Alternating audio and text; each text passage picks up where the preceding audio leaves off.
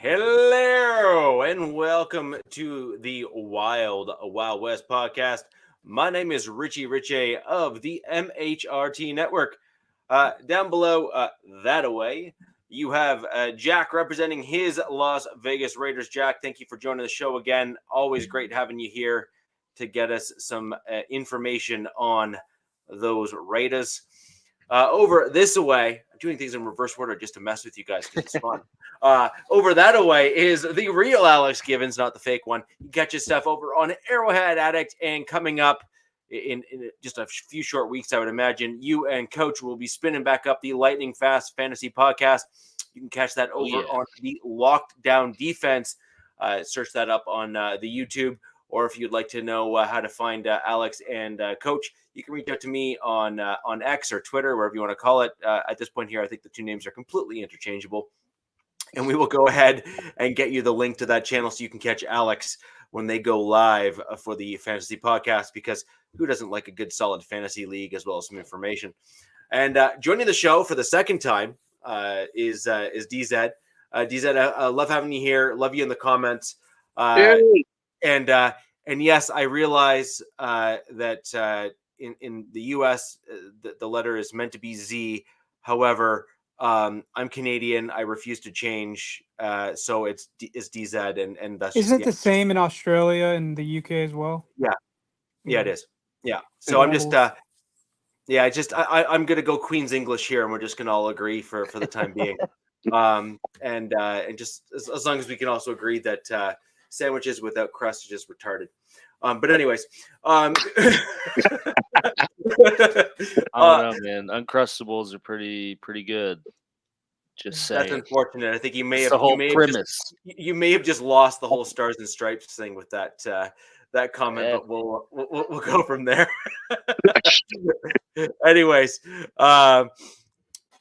so as we look ahead, we're starting to get into some really interesting times for all of our teams. Camp is starting. They're going to start getting the veterans starting to come into camp, although right now most of us just have rookies at camp to kind of kick things off, or rookies, for free agents, that kind of stuff that are all there. And then the vets will start joining them in short order. Some of you may have veterans there, some of you won't. Broncos aren't going to have that start for a little bit. But right now we had some interesting stuff come out in camp, some cool things, some interesting stuff. So I'm going to throw over to finally get some Chargers information here spewed on the show. I'm going to throw over UDZ, get some information from your Chargers, just to kind of give you a bit of a preemptive component there. I did note that at least one of your players had what appeared to be a hand injury. DJ Chark. Yeah. I think there's a guy I follow on Twitter. I think he was there and actually was filming him, and it looked like he had look, I'm not a doctor. It looked like he had a dislocated finger. Which with our receiving cores, that's not good right now. But look, that's the least of our worries, I think, right now, is a little finger injury.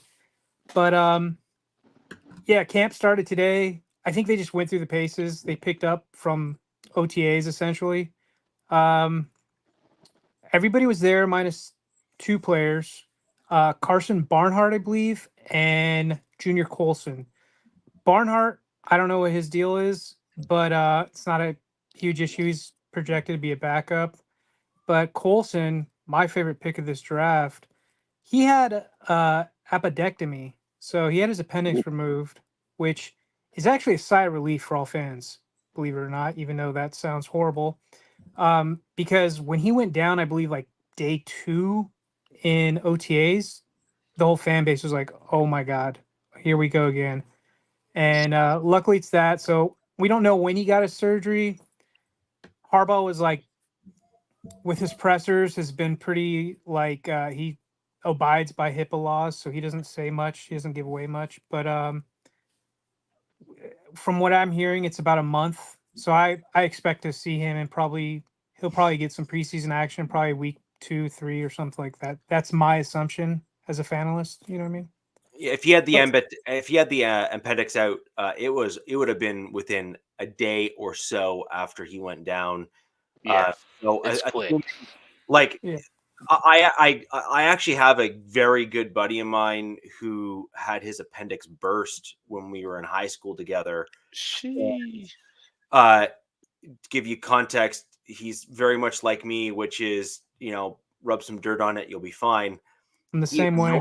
He ignored it for almost too long, and he got to a point where he collapsed and was rushed to the hospital, and he almost went septic. So these NFL players are under basically they're under command from the doctors. Like when he went down there and practiced there, I 100% guarantee you he was checked out and given a full physical when he went down in pain, and he would have been found out to have the appendix problem probably within a day, and probably would have been in for surgery the day after, given kind of the way things were. Supposedly he called his mother, which is kind of weird. That Harbaugh, I don't know if you guys have heard him talk, but the way he talks is different from a lot of coaches out there. But he said supposedly he called his mother, so I don't know if his mother has like a doctor or nursing background. So she was the one who was like, okay, you need to get like going to the doctors, and I'm sure he took the advice. So is that saying something about the Chargers training staff? Hey, I don't know. It's a good thing he didn't call Richie. Yeah, rub some dirt on it. I mean, he's pivotal. Tough it out. He's pivotal in this Minter defense. So, but yeah, he's a rook. So they got some guys that fill in: Troy Dye, Perryman, Jack Nose Perryman, things like that. But I'm sure he'll be out there sooner than later. Yeah, no, when you have an appendix problem like that, especially when someone's brought to the hospital. She probably was. No, seriously, Yeah. she probably was. This guy's passed out. Who do we call? Yeah, What he put in HR is emergency contact. Hit that. yeah. Spin that speed dial up. But that's probably what happened. And honestly, with an appendix problem, the good news is it is so routine at this point that with the new surgeries they actually have for the appendix removal, the incisions are a fraction of what they used to be, even from a recovery perspective. So I actually think that I agree with you. Way better that it was something like that other than something far more serious. Right. And the recovery timeline on those sorts of things is going to be a handful of weeks, which is basically how fast can the wound and stitches heal. Harbaugh did say something at his presser that I thought was like kind of like neat and obvious. That he said that, if guys are going down right now, like if they're going down in OTAs or right now, which is, I don't believe they don't put on pads till I believe this upcoming Wednesday. He's like, those are long injuries. Like those guys will be down for months to 6 months. So when he said that, I was like, oh God, like, but luckily he talked about Coulson before that. So I'm like, please nobody go down right now. But luckily nobody has. He's not wanting anybody. I know you were talking, but he's not wanting anybody from what he said in his pressers to even go to the ground right now. Like he doesn't want receivers trying to make, catches above people's heads or go to the ground for catches. He's telling everybody to settle down. Right now, apparently he's just waiting for pads, and then he's like, I guess it's full bore from there. So, like, you're seeing these highlight stuff. So apparently we're not going to be seeing any highlights from Charger camp, which I'm just kidding, but that's essentially is like everybody, oh my God, did you see so-and-so make a catch? And now it's like posted all over NFL Network. But, anyways. Well, at least you're going to have your fans in your camp. Your Chargers and the Rams blocked all our fans coming out. Well, look, the Saints in Dallas. I don't know if Dallas has fans in California. I don't know. I'm not sure. They did. They're grandfathered in is what it is. Since the Raiders left, California, now they gave up the rights. And I think it's a 75-mile radius. Yep. And so they're within that radius. Yeah, I just think, I hate to say it, the Chargers and the Rams are like afraid that we're going to take over again, just like we do during games. I mean, luckily, and this isn't a knock on this show, but I think I said this in the chat last week. Like, I wish more Charger fans would come to the show, because to me, I loved it, getting the perspective from our division. But there's so many of these other shows that just pump this constant gluck for the Charger narrative. I'm like, God, I can't listen to this Disney stuff anymore. So like that's what attracted me to this show. But Raiders fan base is absolutely massive. They're the Bills of the West Coast. Like, their fan base is humongous. Their fan base in California is well established, and northern, southern, wherever, their fan base is throughout the country. So yeah, I mean, it's smart on the owners. They're like, no, keep them the hell out. And I'd do the same thing, man. I'd be like, nope.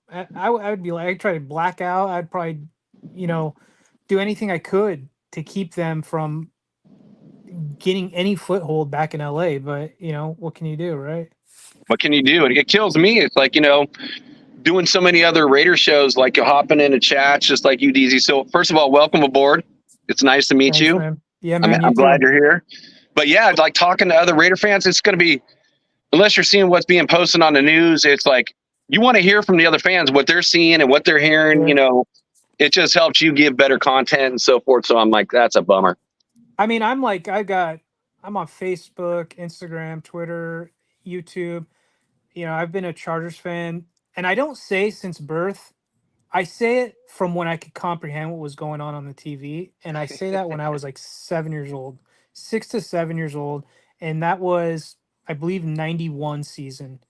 And that's when my head was like, oh, okay, this is what's going on. And then that's my team. And I grew up in San Diego, North County.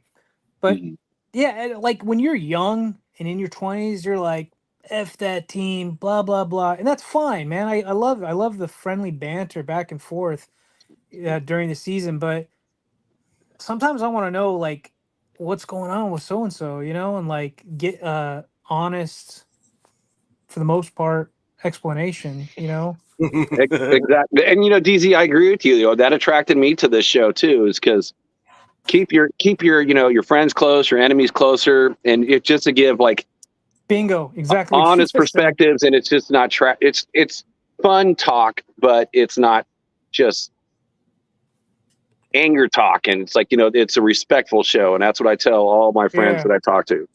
Yeah, I mean, Captain Jack and Robert, that was getting spicy for a minute, and that was some pure good entertainment right there. But for the most part, like it's pretty chill on this show with some funny stuff in the chats. A lot of times from the Raider chat, they're pretty good. Yeah, but so when we're looking at where you guys are at, fans or no fans, or relocation, no relocation, whatever you want to kind of say there, your team has got obviously a new feel to it with the coaching, the coaching change and whatnot. That's to be expected. I mean, I need look no further than my own team to kind of see the difference in how the press conferences have gone between Nathaniel Hackett, who is gee whiz, golly, how you doing, to Sean Payton, who's like, I'm not telling you that. Next question. Like Brady-esque, or no, Belichick-esque kind of, or they just Belichick was never as brazen as Sean Payton is with the press. Like Sean Payton, I literally just finished watching the last two pressers. Stupid question. Next question. Yeah, Belichick buttered up his opponents, which I thought was hilarious. Yeah, every time we play the Patriots, I don't think we ever won. I think we won once last year or something. Anyways, but every time we'd play him, I'd always look forward to the Belichick pressers, because he would be like, so-and-so on the Chargers, oh my God, he's the best player. He's so good in this. And then come that Sunday, proceed to beat the bejesus out of us. And I'm like, that guy. and I'd always watch him. Like, we knew Hunter Henry was going to be a Patriot, because every time we played him, Belichick was always on Hunter Henry after the games. And I'm like, oh, well, there you go. He just fit the prototype. you know. Yeah, so I would argue that you have a Harbaugh is kind of between Belichick and Peyton a little bit, from what I can tell from his pressers. He is. Yeah, I'm still getting to know Harbaugh, and I remember him when I was a kid. I remember a lot of stuff about him, but I'll be honest, I'm not that big into the college scene, which I think I'll be getting into more. I didn't go College to football's out. college. Video Yeah, game. my chick did go to college, but she went to one school that didn't have a football team, and then she got her master's at Maryland, and they have a football team. They're not the best, but they do produce some talent. But Harbaugh is, right now with the Chargers. For me, it's excitement, but it's the unknown, man. I have no clue what to expect. Like, I've watched so much film on Minter's defense, Greg Roman's offense, Jim in San Francisco, and there's one variable out of all of this right now, and it's Justin Herbert. I don't know how this is all going to tie together. Like, and I don't know. I'm excited, but the thing is week one, like, I'm the one person who isn't ragging on the Raiders. I'm like, out of the Charger fans, I'm like, dude, this team's stacked right now, and they beat the brakes off us. And you could say, hey, that team quit on their coach and all that stuff, but that's going to be a hell of a test week one, and we only got a few weeks until that. So, Well, I can tell you a little bit about Harbaugh. Harbaugh used to play for the Raiders. He was a QB. He Yep. was a QB coach. he's friends And with, I believe, Mark being in Davis, Northern right? California, with him doing the Niners, he pulls the best out of his players. That's for sure. I mean, he's intense, but from what everything I've heard, like when the Raiders were thinking about him and stuff like that, Northern California news and stuff. It's like he'll burn you out after about 4 years. That's what I'm hearing. I So- think he's here to try to get him a Super Bowl and then get out. I honestly think, which, look, that'd be great. We don't have a Super Bowl, so we don't have a ring. So I think he's trying to get us a Super Bowl and then could walk off in the sunset. You know what I mean? Like, he wants to accomplish everything. And he's 60 years old, I believe. So he's not. Andy Reid's what? And it just got 70. Yeah, he's up there a little bit. I believe. Yeah. But 71. everything I'm seeing from Harbaugh, he's talking kind of differently than he did like in the past, and I think that's because he's 60 years old now. I don't know, so maybe he won't wear off, but I do like the coaching staff he brought in. He brought in a hell of a coaching staff, a lot of guys with some pretty good resumes. But yeah, we'll see. We haven't had, like I said, the Chargers perspective on here for a couple weeks, so I think this is just a good opportunity for the fans here of the show to kind of get some additional information here. Yeah, man. As you're going through camp, and obviously the OTAs and stuff prior to that, have there been any reports, or are there any glaring players that you think might surprise in terms of ones that may have not looked good under Staley that will look good under Harbaugh? So that'd be kind of part A, and then part B. And this is just a natural. By the way, I had the similar comments when Peyton was brought in, and I was asked these questions by a bunch of different podcasters as well. Right? Some of them I got right, some of them I got wrong, and that's cool. But I think trying to be objective and analyze your team is kind of part of the fun of assessing and sharpening your skills as you're actually getting deeper into the game of football and actually learning more of those ins and outs. So the second part of that is, who do you think would be a surprise to a lot of Chargers fans that people think is so system agnostic, but you're looking at it saying, dude, I think he's gone after this year? Wow, that's kind of tough because I'm kind of the opposite of that. I feel like he's going to purge some of these Staley and Telesco picks from the team if it's not a huge money issue. I think the O-line, they did not perform. Like, didn't everybody pick last year the Chargers have the best O-line in the AFC West, and that backfired greatly. Mhm. I think that's one group as a whole that could really do wonders, but we'll see. as one player, maybe Derwin James, but I think a lot of fans are expecting that with Minter. I got a question. Since you mentioned O-line, drafting Joe Alt with the number 5 pick, do you see him staying on the right side, or do you see him sliding over on the left side? So my conspiracy brain is thinking, well, they haven't paid Slater yet. And Christian Darrisaw in his same class just got the bag. Good for him. And I'm like, what's going on? Are they going to let him walk, which would be incredibly stupid? But, this is a new thinking. Ortiz came from the Ravens, and their deal in Baltimore was letting guys walk because they had a replacement for that player the next season. That's what they're doing in Baltimore this year. Everybody is talking about the Ravens losing all these defensive players. They have guys to fill those positions that they like. That's just the way they run in Baltimore. So now, God, I don't know if it was on Coach's show last night. Somebody's talking about Joel on the right side, like he looks like a duck out of water or something. And I'm like, that's not what I'm hearing in camp. I'm hearing that he is an athlete. Like this dude is like, he knows what he's doing. Like it's just, luckily he didn't play left tackle so long that I don't think it's such a huge transition. But look, Slater did play right tackle. Joel never played right tackle. So it would make sense to like swap them. But it's more than that though. Slater didn't just play right tackle.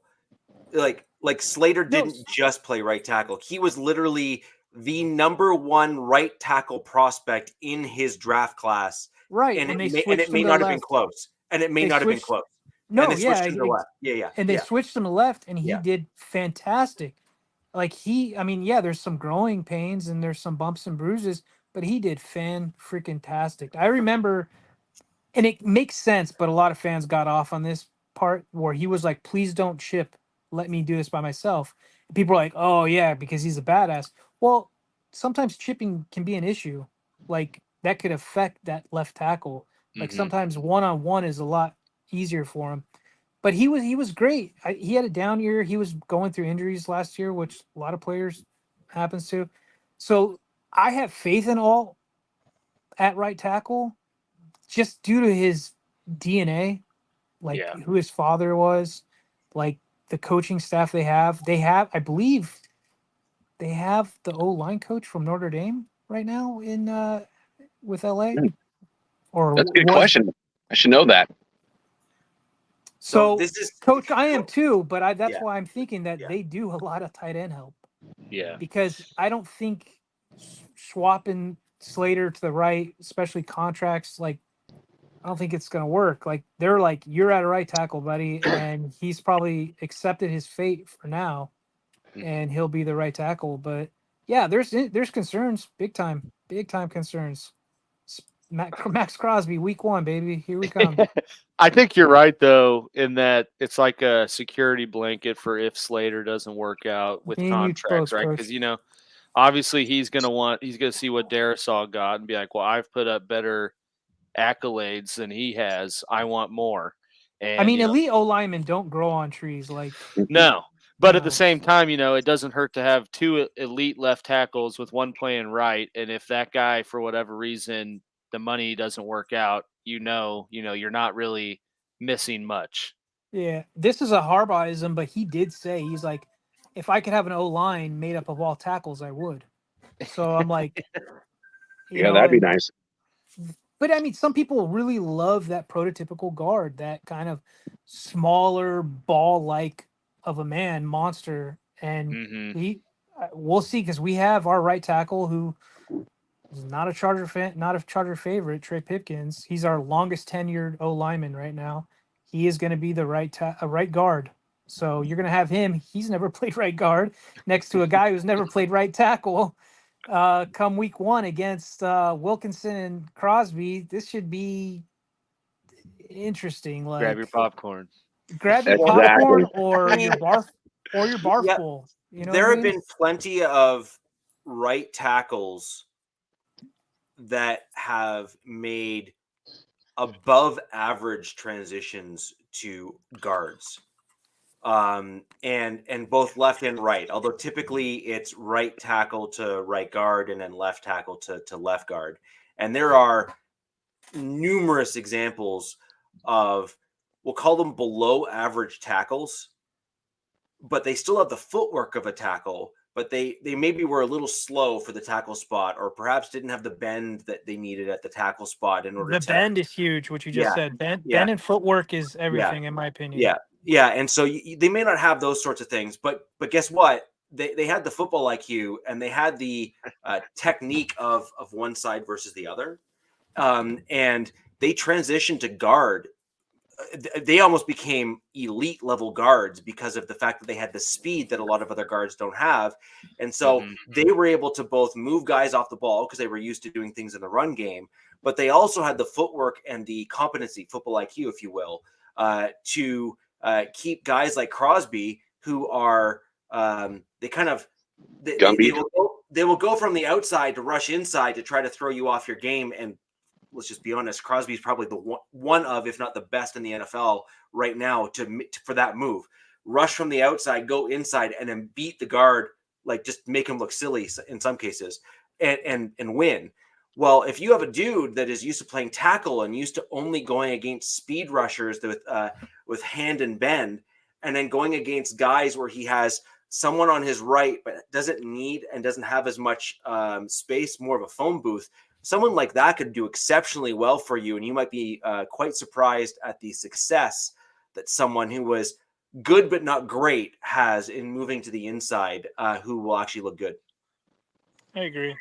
I think every fan we're hoping, here's to hoping. But like I said with Slater, the ups and downs, the roller coaster, the bumps and bruises, I'm sure we're going to have that. And everybody's going to overreact and be like, oh my God, did they make a huge mistake putting him at right tackle? But like I said, I think his genetic makeup, his DNA, and the program he came from, I think he'll be fine. Just, I'm not going to overreact. You know what I mean? Like, we'll see. Now, if he gives up 9 sacks like Pipkin did, then yeah, we're going to have their major red flags. Well, that's not going to happen. But that's why I asked the question, because, Alta, a bigger guy, he's got longer arms. And that's one of the things where if you get some tackles that are out there, if you don't have long arms to fight off the hand blocking and everything else, then they get moved into guard. Yeah. Slater's got a little bit shorter of arms, shorter guy. And again, since he played it in college, I just thought that's why I keep asking the question, for Charge fans, in the way the switch, because he's natural. You get these players back in their natural positions, and he's already done a, all pro job at left tackle. Going back to his right should be even easier. Well, maybe that will be something that happens, because that wouldn't surprise me with Harbaugh. But I expect Slater to be like, pay me like a left tackle, and if you want me to move to right, then so be it. But I'm going to get my bag first, and rightfully he should. I mean, he's a young stud too. Like, this kid, he's a beast. And yeah, he doesn't have the big arms. He doesn't have that prototypical, like, super big frame, super long arms, but he's still a beast. He front squat 605, so. I watched that guy lock up Myles Garrett. I've watched him lock up many of the premier edge rushers. And, like, I believe it wasn't last year. I think it might have been the year before. They were running everything behind him. And that's when we had some, like, resemblance of a run game. And it went all to that left side. And then last year we had no run game, and nothing worked. But he was dealing with, I believe, a high ankle sprain, which it is what it is. You're also not factoring in, and I think this is also a huge factor here as well. Slater's just coming up to his contract. Now, and Alt is just entering the league.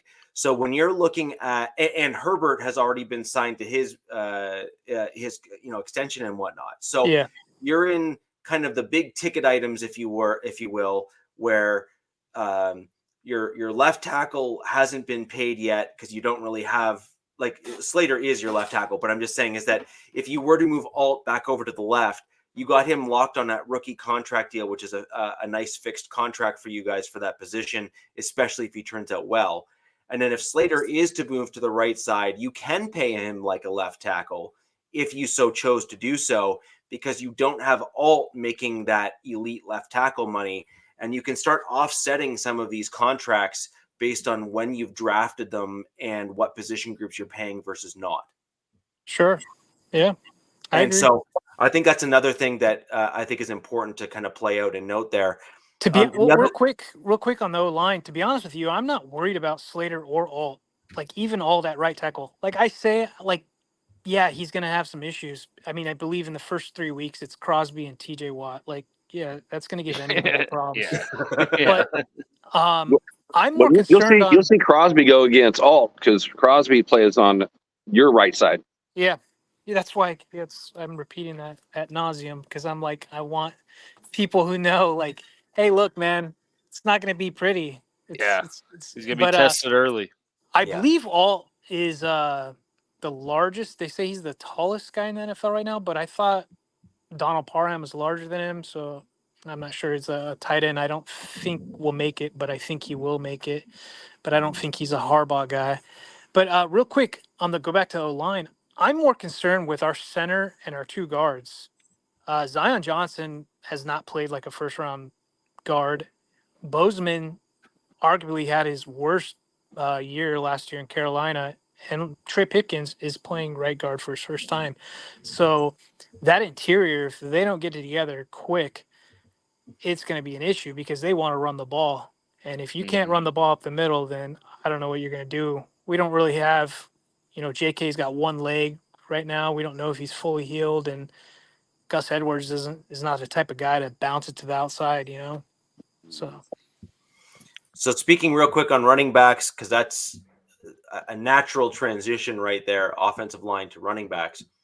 Obviously, we know Harbaugh wants to run the ball. Your offensive coordinator and offensive scheme and the folks you brought in are huge proponents of running the football. From news out of camp today, where are you guys at on the run game? Is there positivity from that front? Is there concern? There is some positivity because Charger fans have been so used to Austin Eckler being the guy, right? And so he's been a little muscle hamster, kind of like that Maurice Jones-Drew style forever. And they saw Gus Edwards up and close, and they're like, Jesus, he's huge. And so that's like the main thing everybody saw today. Like, he's massive. And then so him and JK were working together. And I think that's like your 1 and 2. But I got a feeling that they work JK in slow. Like, I don't think we see him right at the start. Like, I think they'll try to get Spiller going or Kimani, Vidal. There's so many different ways. I think it's Vidal instead of Vidal. That's a guy I'm really looking forward to seeing is Kimani. He did play, I believe, in the MAC, right? That was the MAC. But he killed it. He killed it. I mean, his stats. I think he's the all-time leading rusher. But I mean, people are like, it was the MAC. So, I mean, look, Austin Eckler was a UDFA from Western Colorado. D2. So, if this guy, can make it, he looks to be like the real deal, a real good change of pace back. But I think we're really banking on Gus and JK. And if JK can show any resemblance to, I believe, his 22 season or his, some flashes of Ohio State, I'm feeling pretty good about it. But, that's a lot to ask, especially guys that are getting older with an Achilles injury. But he says he's healthy, but that could all be talk. You know what I mean? We'll see when the pads strap up and somebody's thumping him on the other side. Yeah, I agree. So changing teams here, we'll flip over to my Denver Broncos because it's a pretty, I don't say boring, but it's straightforward because there was limited information that came out, but interesting information that came out as well. And I think it certainly sparks an interesting conversation. So we had our own version of Weird Ali Yankovic, otherwise known as Greg Dulcich, who was back on the field and did actually look quite good. But as your header there indicates, we are talking about the underwear Olympics at this point. These are not to look good. Yeah, like it's very difficult to look bad when you're not wearing pads and someone else is not hitting you. And so I think the real test is going to be what do you look like in pads and what do you look like when someone else is hitting you? Dulcich right now looked like he had burst, looks like he had speed, caught the ball well, caught the ball in stride, had a few good plays. Fantastic. The question is, can he stay healthy? And the answer so far has been no. Can he maintain a workload that will allow him to keep in football shape in the off season here leading up to the season? Or is he going to be, held back to try to keep him healthy? And a lot of times when players are in that situation, they often find themselves eventually getting hurt in the season anyway, because part of football is getting your body used to getting hit or worked hard and be able to sustain that level of play. So that's kind of Greg Dulcich. That's kind of one highlight that certainly came from today. The other thing that I thought was really interesting was who is being hyped up. And so, for example, Javonte Williams was being hyped up. And for those who watched the show last week and the week before, he is certainly on my, you're likely going to end up on the guillotine floor if you don't absolutely show out, this preseason for Javonte Williams. Well, Rick, you need to get him to do a slip and slide on AstroTurf. Get yourself built up, right? Well, I'm not meaning that. The problem is that Javonte Williams' issue isn't his toughness. He's the dude that started running. Oh no, build the body up, like you said. You do your knees on a AstroTurf to. No, I did that. I did that because when I played 15s in rugby, you were ejected from the game if you had an open wound, and so in football it's a little bit different. But in rugby, they were very that was don't collect, go, get the hell off. We don't want to see you again. And so it was very commonplace in rugby, especially at a competitive level, where you would be able to look at dudes. And you can even see Zemet, I think, when I saw him in one of his pressers where he kind of lifted his arm like this, he is scarred from here to here. Yeah. I can assure you that is not a mistake. That was on purpose. He did that to himself on purpose. I'm looking forward to see what that guy does. Yes, I am too. You and me both. Yeah. You and me both, man. But with Javonte Williams, there's a huge hype train around him today, and the team highlights and that sort of thing. Part of me wonders if that's their attempt to kind of get him hyped out in the media and hopefully get a trade kind of for him, come cut time and whatnot.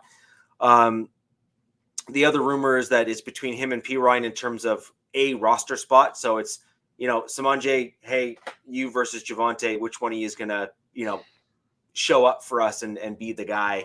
And I think that's a fair assessment because you're Richie, don't the Broncos have a pretty good running back stable right now? Barton was just put on IR, which, now's the time to get a dude on IR if he has a hangnail. Because that gives you the opportunity to be able to choose between Simanje and Javonte and not have to include Barton into that mix as well.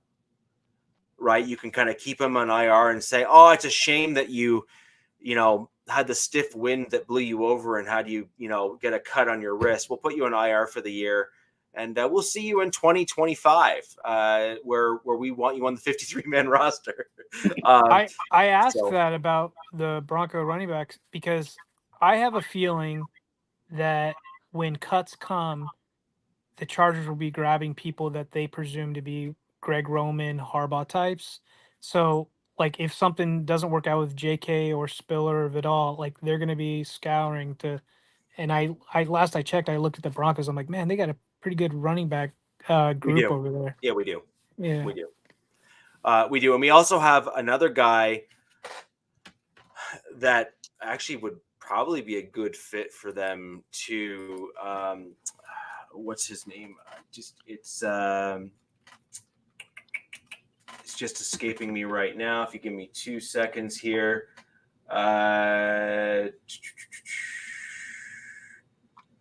Tyler Batty.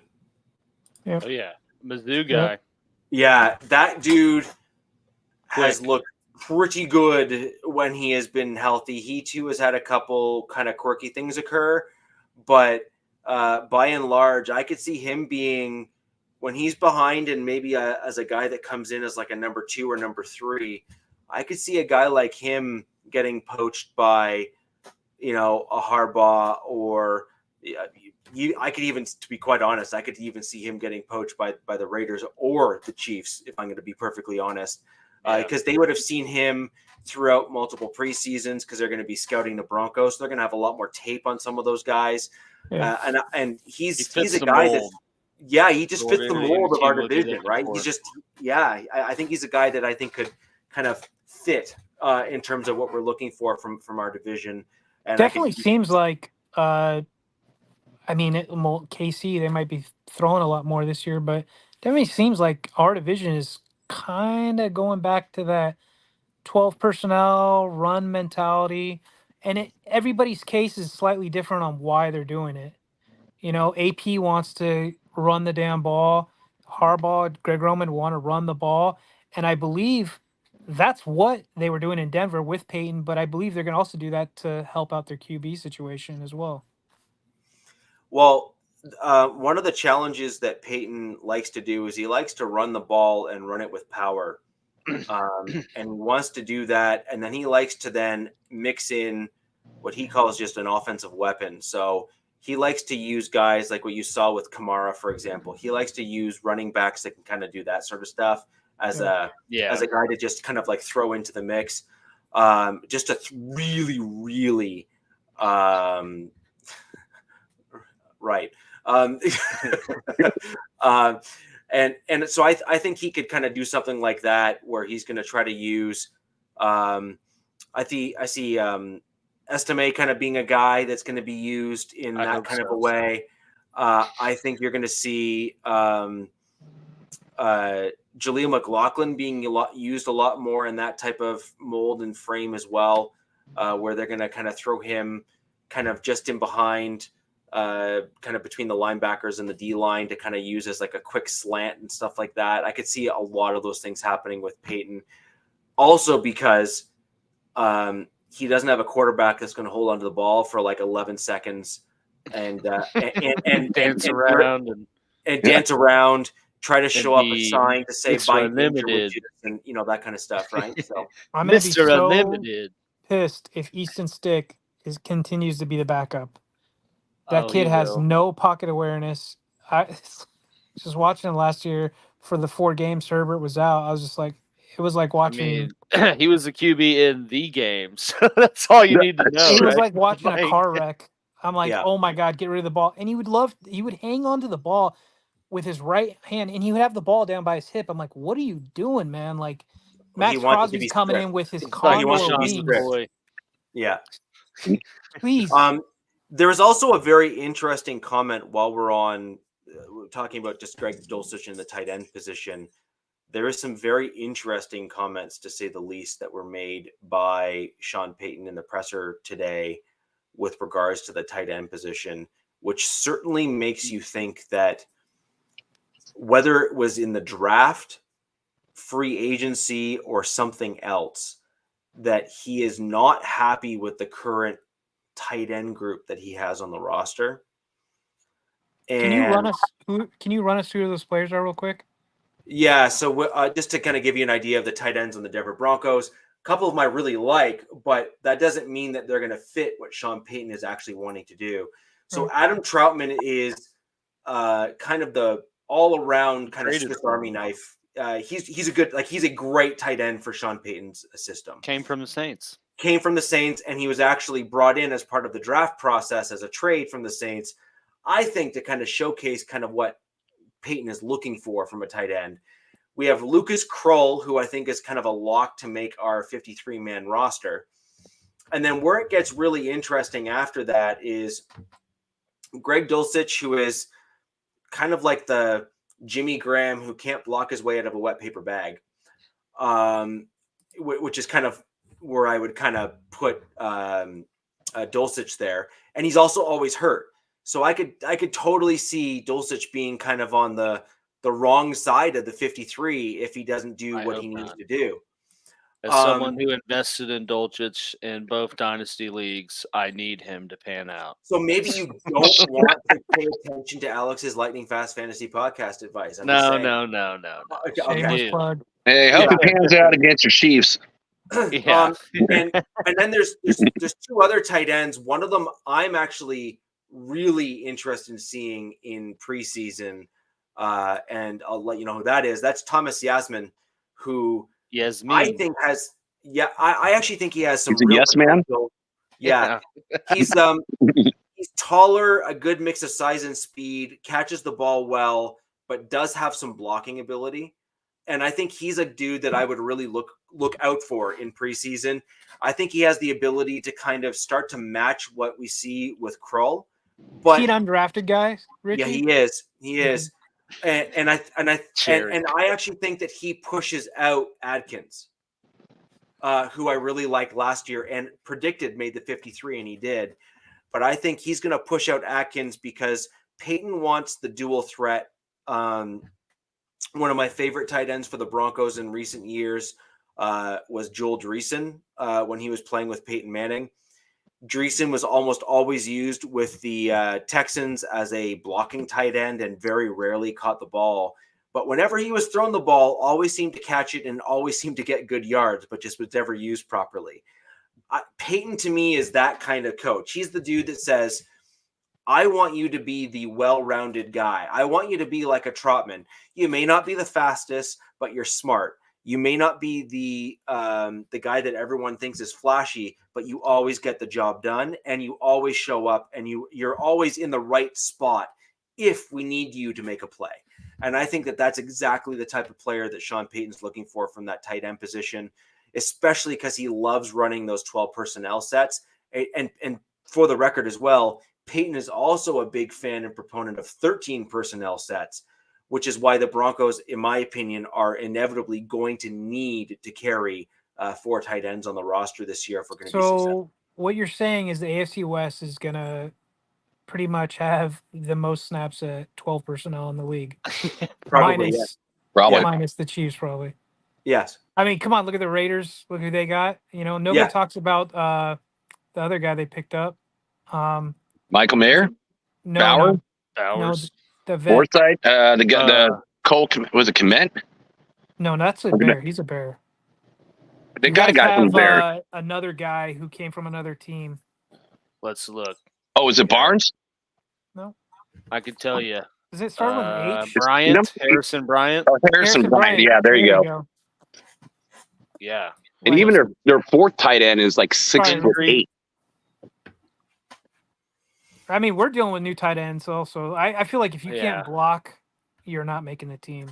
So, and I know in the AFC West, you're correct. I actually think that that's where the division has changed a lot more now, is that the DCs and head coaches like the Paytons and the Harbaughs, and obviously Pierce is, with his football background, is going to be kind of right in that mental mindset of grit, toughness, etc.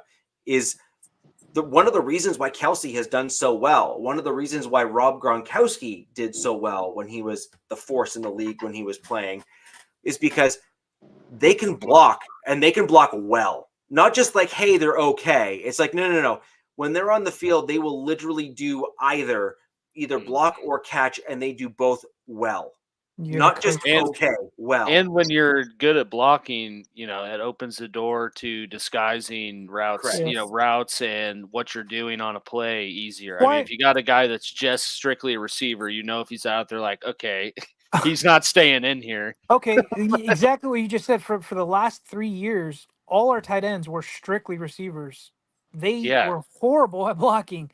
And so now, and then this year, our whole tight end group are pretty much, well, I don't know, because I was going to say, but Hurst, he's not a good blocker. He had a really bad year last year.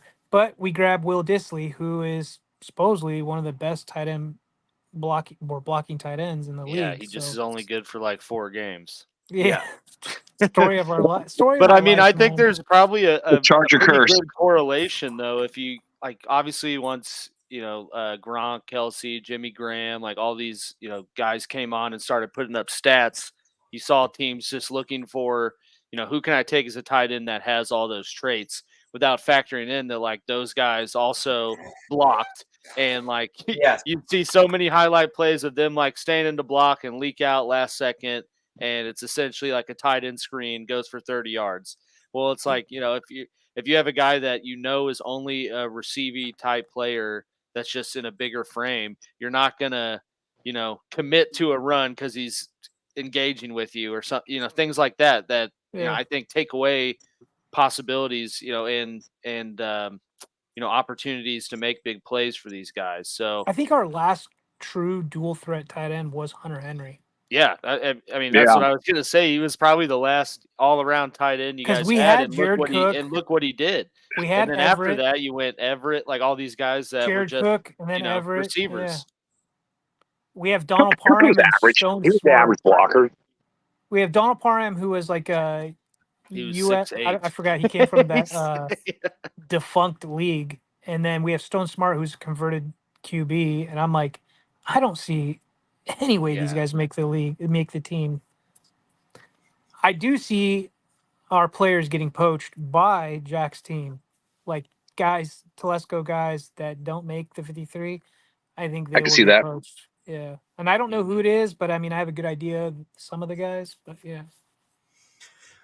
Well, I think Telesco's going to pound the table for some of them. The question's going to be where the Does balance. AP want them? Yeah, that's exactly it. Like it's the balance of power on the roster and on the team.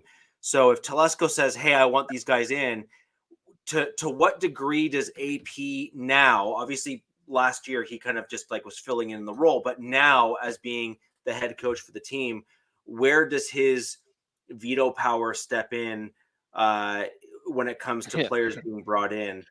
If I was AP, I would not. If I was It's AP, only it's limited. Do you see what they did last year? I don't need him. Well, AP walked out of the draft this year, so his power is going to be limited because that's the whole thing. The Raiders have been joint GM head coach, and that hasn't worked out. So Mark went with the division this year, and I'm watching the draft, and on Raider channels, and AP walks out of the draft on one of the picks. So it's like when they drafted Glaze. He just got up and left the draft room. So I think everybody was like, I think you guys felt that one with him. Like every fan base was like, "What? That's Chargers were like, that's a Tom pick, man. That's a damn Tom pick, 100%." But Yeah. So another thing that happened with the Broncos was we had a couple of our wide receivers, which I actually think they're starting to fit what Sean Payton's wanting to do a little bit better with the guys that we're getting in. We're bringing in guys that are more effort, more willing to block on run plays and another style. Basically, Alex, to your point, if you have a wide receiver that's only willing to run fast and go down and get routes, they're of less use to you as a team. Yeah, you only need one of those. Yeah. Like you need one guy like that, and then the rest need to kind of multi-purpose, right? And so the kicker here is I think what Sean Payton has done is he's looking and he's started to build out a pretty good stable of wide receivers that are not household names, but fit exactly what he's looking to do on the offensive side of the ball, given the fact that his playbook is going to be more flexible now. See, what the problem is that if you don't have a quarterback that can read the field and the defense, they're not going to be able to throw the ball in stride to guys as they're running crossers or any of the routes for that matter, because they're going to want to wait to see the guy open, which is what Russell Wilson's MO is, and say, "Oh, now I can throw." Well, yeah, that's like 13 seconds later after the play has already happened, and now you have a Max Crosby in your head who's going to like literally take your head off just for fun, and rightfully so. Who's the receiver you guys drafted this year? Franklin. So you guys, Franklin, Mims. No, but we drafted Nix, and Franklin was Nix's go-to guy. Yeah. And so that's a clear pairing between those two. But So and we got Mims, basically like Cortland Sutton. So yeah, and Patrick too is still there, right? Well, Tim Patrick's there. Obviously, my Tim Patrick jersey's on right now because he's far and away my favorite Bronco, probably currently He's right now. extremely talented. It's just been unfortunate for him. The guy's 1 a year. stud. 1 year he had a bad year, and it's just kind of people have forgotten Yeah. what he looked like, right? But I think he's a guy that'll surprise a lot of people again because they've forgotten, I think, a little bit of what he was able to do for us. And he was a much, much better blocker than Cortland Sutton. Like he was more akin to a tight end blocking. that's probably how he got onto the field. Yeah, was yeah, through blocking, and then that opened. I mean, because he and then wasn't he was drafted, able to get right? Yeah. He was at the Jags, right? Originally, I think, if I'm not mistaken, Okay. as a late round. I think it was a really late round pick or a undrafted guy. I can't remember which. It was one or the other. Well, he's got to prove himself too. Like, being a number 3 wide receiver to now being a number 2, potentially what you do with Sutton could be the number 1. So there's always a big difference when you start moving up the ranks and you get more attention, more double teams. Yeah, he was undrafted. Yeah. So you also have Marvin Mims, who is looking sharper and was he's very good. And again, I brought him up last show. Jalen Virgil, another massive play or two that was logged today at camp. He's another guy that I am quite certain, based on the reading between the lines that happened last year, that was starting to really show out. And I think Peyton had made a couple comments about him in some of his earlier pressers.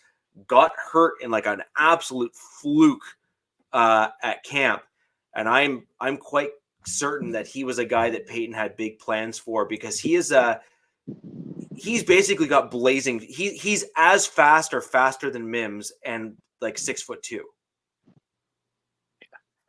And Good traits to have. And so that's an interesting combination of not the tallest guy, but not the shortest guy, but certainly has the speed to pair with height, which is a bit of a rarity, because a lot of the times when you're super quick, you're normally short or shorter, whereas he's kind of got an interesting mix between the two. And so I actually think that this year's wide receiver group, even though they're not getting the credit, and you look at the national media and all the rankings and all that kind of stuff, Yeah, I think that despite that, I think the Denver Broncos wide receivers are trending in the right direction, because we've started to see the old picks that were around when John Elway was the GM and we had no idea who we were on offense. I think some of the new guys we're bringing in are a much better mold for the style of team and style of play we want to run. And that's a good thing. Nothing but a good thing. And I also think that there's been a recognition within the coaching staff that we need a bit of a reset at the running back position as well, to get ourselves back to a more healthy state. Stop gaps won't work for the long term. So I think you're going to see some changeover in that spot and that position group as well. My biggest concern still remains, and this should come as a surprise to no one who's a fan of the show, is I am petrified of what our offensive line is going to look like this year. I mean, Quinn Minor's excluded because he deserved the contract he got. He rose himself up to that level, and he deserved the contract that he received. He really, really just killed it last year. He's a stud, man. Yeah, I mean, good for him, right? But like everyone else, offensive center, huh? Powers didn't look great. I mean, he had some plays that he was good, and other plays you're like, dude, you're trash. Garrett Bowles, if they ever start calling holding penalties, is going to be back to being one of the most penalized players in the league. Yeah.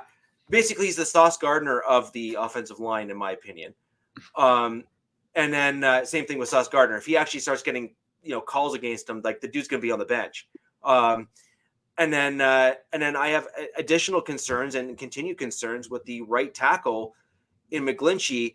Now, I will Notre Dame guys. I will also agree that by throwing the ball faster, in rhythm and in stride, with a playbook that better suits the quarterbacks, and you don't have a dude that needs phone books to see over the offensive line, I think that helps.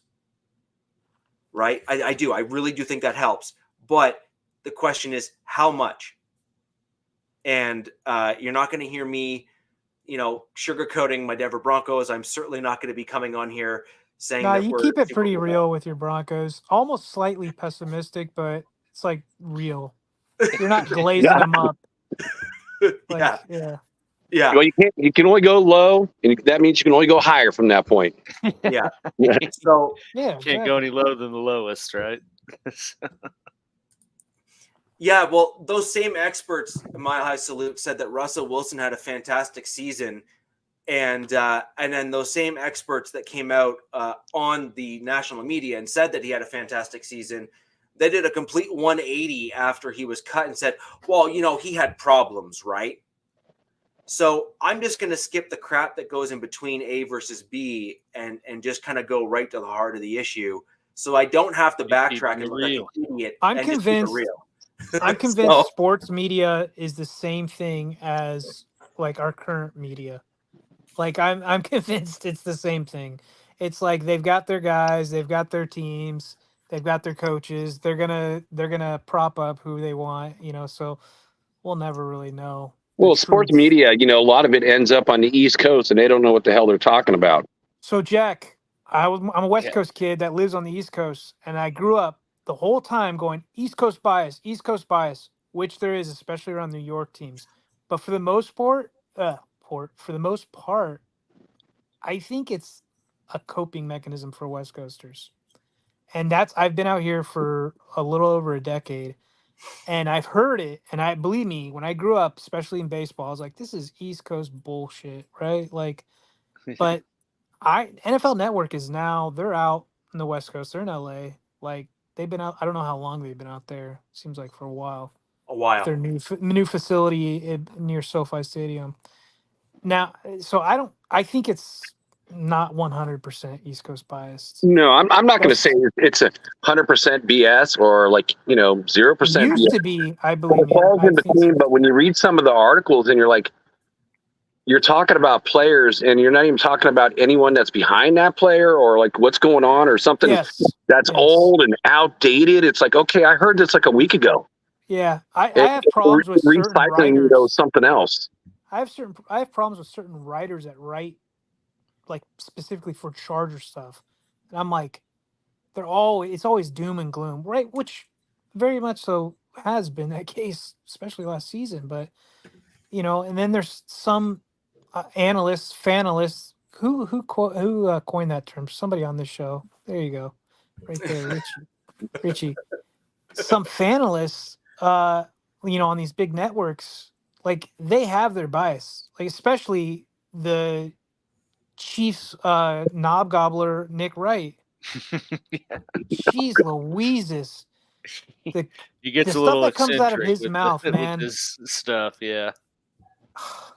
I'm like, this guy has a job though, so whatever. As long as the Chiefs are doing good, the guy's gonna be employed because they're gonna love what he says. Yeah, exactly. Yeah, good call. GA, I like that. East Coast ignorance. Could be a little better, I guess. I don't know. Well, it's a completely different mindset, East Coast and West Coast. I mean, like I said, I'm a West Coast kid. I've been out on the East Coast. It's so different because everything here is so, I don't want to say congested, but it's so close to each other. When I grew up in San Diego, like the nearest team was 2 hours up north when there was a team in LA, and then the next team was San Francisco or the Cardinals, right? That's a huge distance. Up here, I've got the Commanders and Ravens right next to each other. But it seems like everybody here is like a Eagles fan, a Cowboys fan. It is intense. A melting pot.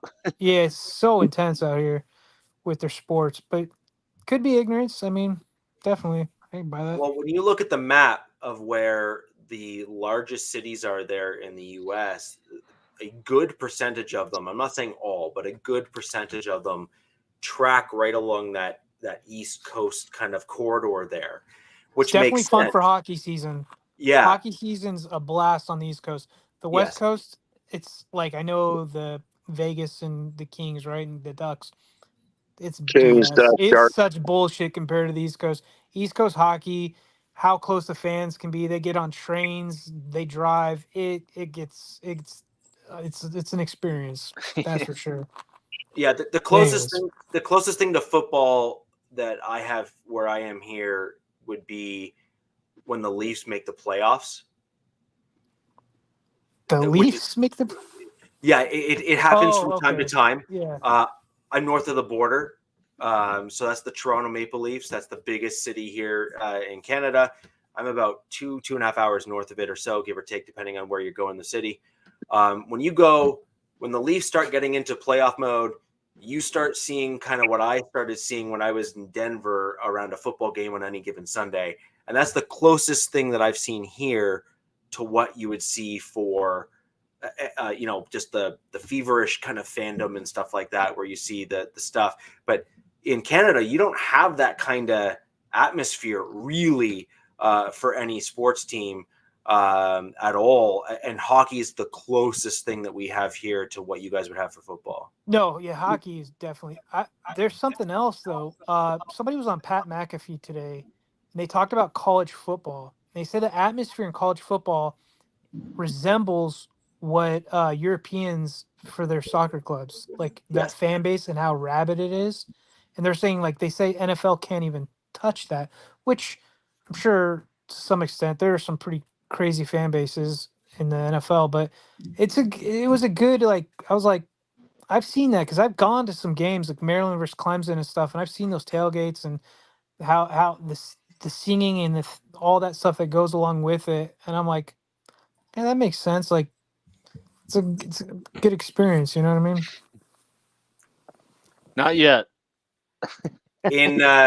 Poor islands. In Canada, in the French side here at least, hockey has an H, but you actually don't pronounce the H when you say the word, just because they're French. They're French. Okay.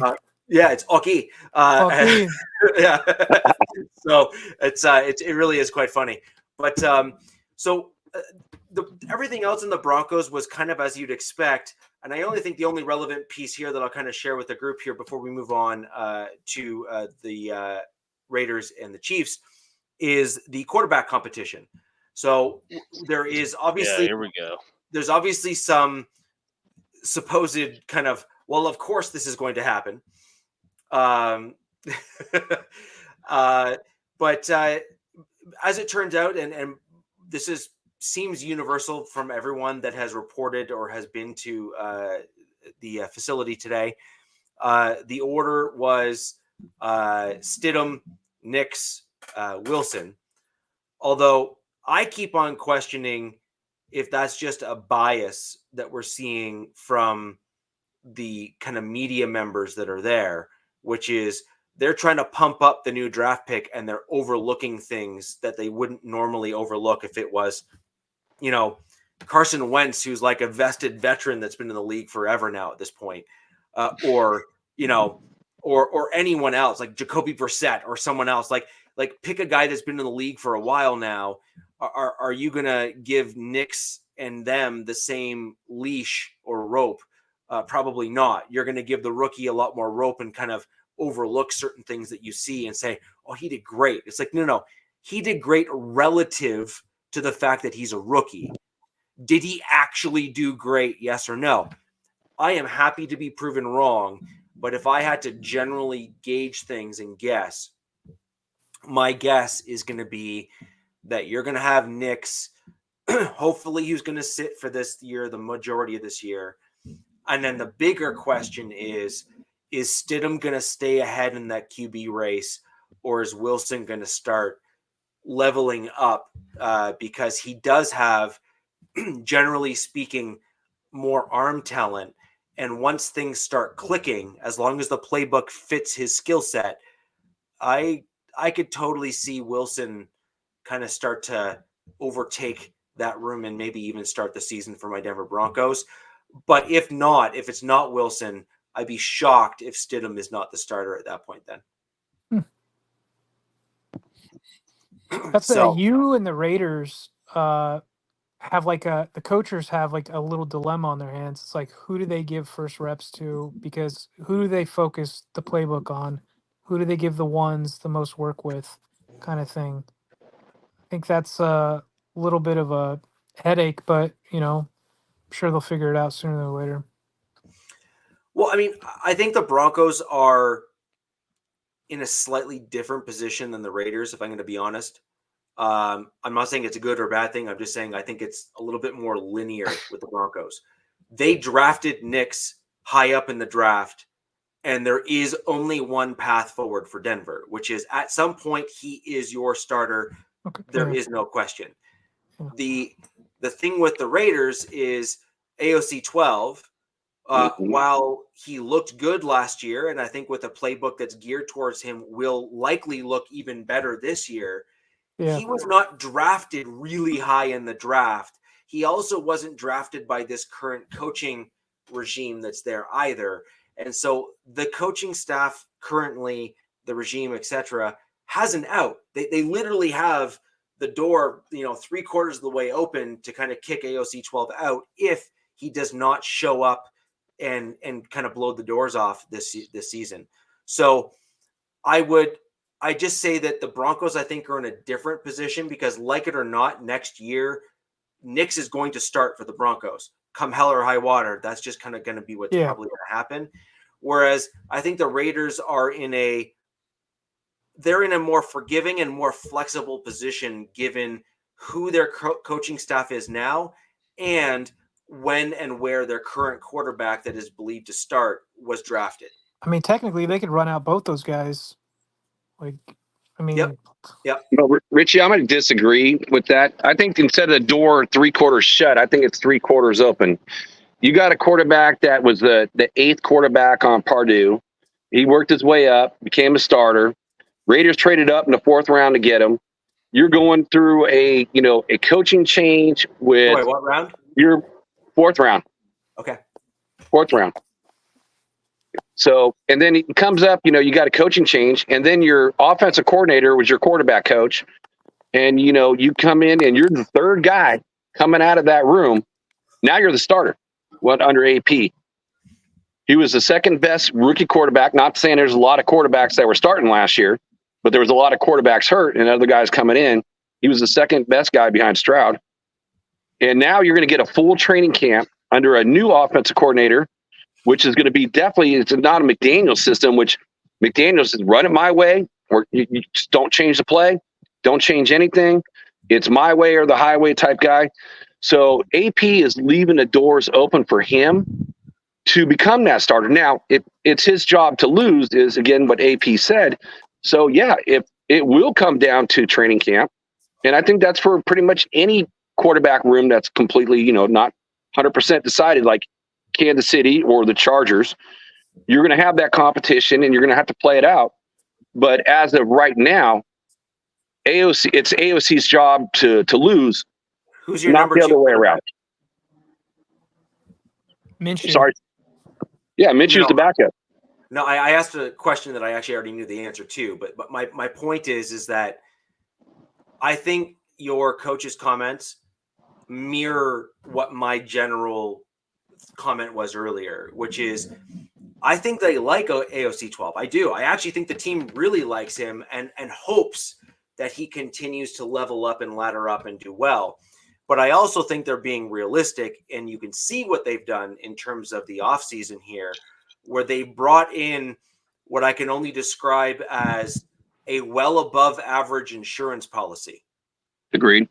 Right? I think that's a fair statement to make. Look, I'm going to be super critical of my Denver Broncos because I can be and I will, but I'm also going to be real when it comes to the other teams. I have praised for many years now the Las Vegas Raiders and predicted in most of the games that we were going to lose to them, and I was correct, and the majority of my fan base told me I was an idiot. Well, I was right, and they were wrong. So I'm willing to be pretty balanced when it comes to these things. I also predicted that we were going to split with the Chiefs last year, and I was also correct with that. So again, I'm just trying to think, how does AOC lose his starting job to Minshew?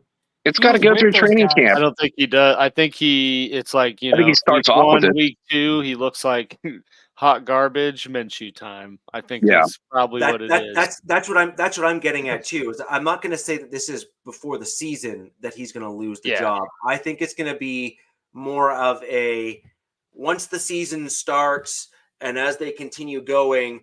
Let me put it this way. If the defense looks as good as I think they're going to look for the Raiders this year, and they start losing games because the offense is struggling to put points on the board, and they believe that a spark at the quarterback position will make the difference, especially if they have a defense that is looking good, I think that AP, he's already proven he's willing to make tough decisions and make them quickly. Because he's done things when he was in the coach's chair last year where he subbed guys out and swapped other guys in, and they immediately saw improvements. So he's shown he's willing to be that guy. More power to him, by the way. It takes a certain kind of leader to do that kind of thing.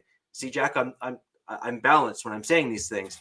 So I think what you're going to probably see is AOC 12, like by week 3 or 4.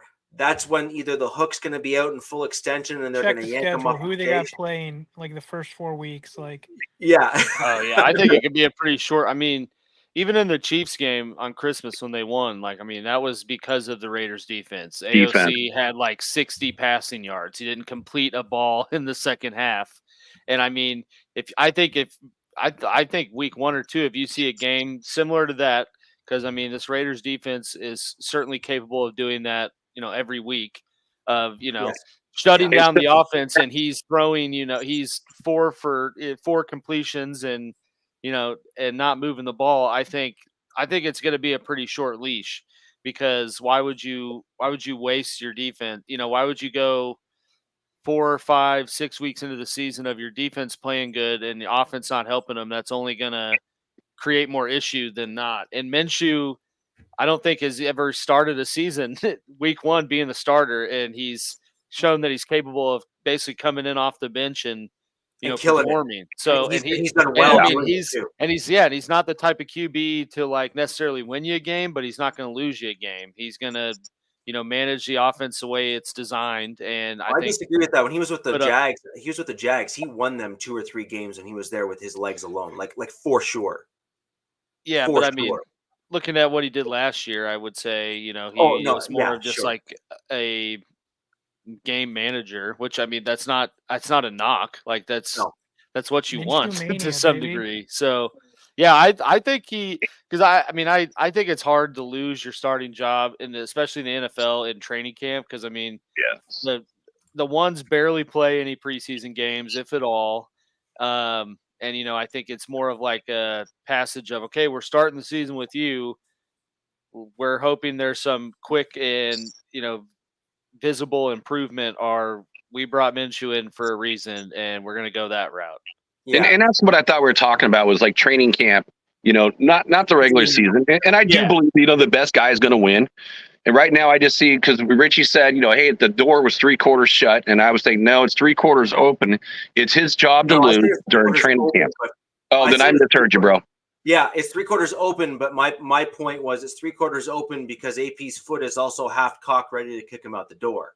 Right. Like that's my point. Right. If you don't do the job, he'll boot you. I'm still in belief that Dak Prescott is the Raiders QB next year. Yeah, we'll see. Not going to happen. I'm not going to say never. We're pinning this. If that happens, I've been saying this for weeks. DZ the prophet. It just makes a lot of sense, man. And I like Dak, and I think he needs a change of scenery. And getting away from Jerry World would probably do him wonders. Yeah, and going to. And Vegas there's certainly a contract situation going on. Oh, yeah. I mean, I hear about it every freaking morning. So every day it's a Dak, CD, their linebackers. Parsons, yeah. Like, who are they going to keep right now? I mean, honestly, the Cowboys are stupid because, it's been set. It was set a week ago from, what's his name? The wide receiver from Minnesota. He got his money. Jefferson, yeah. Yeah, Jefferson. So right now the market is set.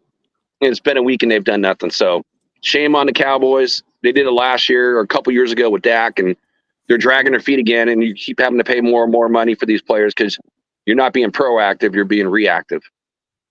I don't know. They just got Wilson and I mean, I think this both on 1-year deals. Big picture for the Raiders, I think this year is going to be the sign of, like you were kind of saying, I think as we got into the draft, are they a quarterback away or not? And I think this next offseason is going to be when they make their move to get, their guy. Should it not Which be team? the Raiders? Oh. I'm saying, like, I think we definitely see them make a more splashier move right now on paper, the Raiders are pretty good, man. Their secondary is very underrated. I was like looking at them. I'm like, what are the question marks with the Raiders right now, position wise, top to bottom? And right, I guess you can go the lazy answer and say line, but maybe running back, because I'm not buying the Zamir White hype. They didn't want to use him when what's his name was around, and then all of a sudden he goes down and everybody's like, oh my God, Zamir White. But reality, really, he didn't do much. And now this offseason, we got a few pictures of his biceps and everybody's going crazy saying he's a beast. Well, you didn't need to use him last year, DZ. It's like when you got Josh Jacobs, he's one of the best running backs in the league. Why would you even need to really use Josh Jacobs last year was horrible. Well, yeah, because you've got to look at like what we had at quarterback. When you can put 8 guys in the box because your quarterback can't throw more than 10, 15 yards down the field, I mean, you're going to stack that box. You don't have a shot. I mean, we could go back and forth. There's reasons between AOC. I mean, Devontae Adams, Mayer, right? And then Jacoby Myers. Like, there could be there's a ton of reasons why things didn't work the way they did and why Zamir White. But I'm just saying this year, like I was actually complimenting the Raiders right now, Jack. I think Zamir's got a good shot. I mean, I'm like looking with the question marks. It's probably QB, which you just need to biggest question on the team for sure. Poor man's Purdy. Just deliver the ball to your playmakers.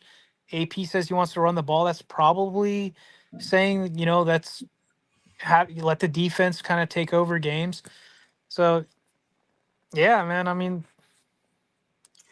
well, actually, DZ, the other thing that I have mentioned on the show, and I mentioned about my Broncos too. So I'm if nothing, I'll be consistent when I make the comment. And I've said the same thing about your Chargers. I said that last week actually on the show about the Chargers as well, which is Denver Broncos have a pretty clear-cut general idea. The head coach knows what he wants to do, and it's a matter of purging the dead wood on the team that was left over from the former regime that has really hindered their ability to start to redevelop the team in Sean Payton's vision. And I think that's a fair comment to make. Now, you're in a similar position to where the Broncos were last season, where I think you're going to be in an interesting spot where Harbaugh could well come out the gate swinging and kill it, but there is a very real possibility, which cannot doesn't happen, that you basically tank.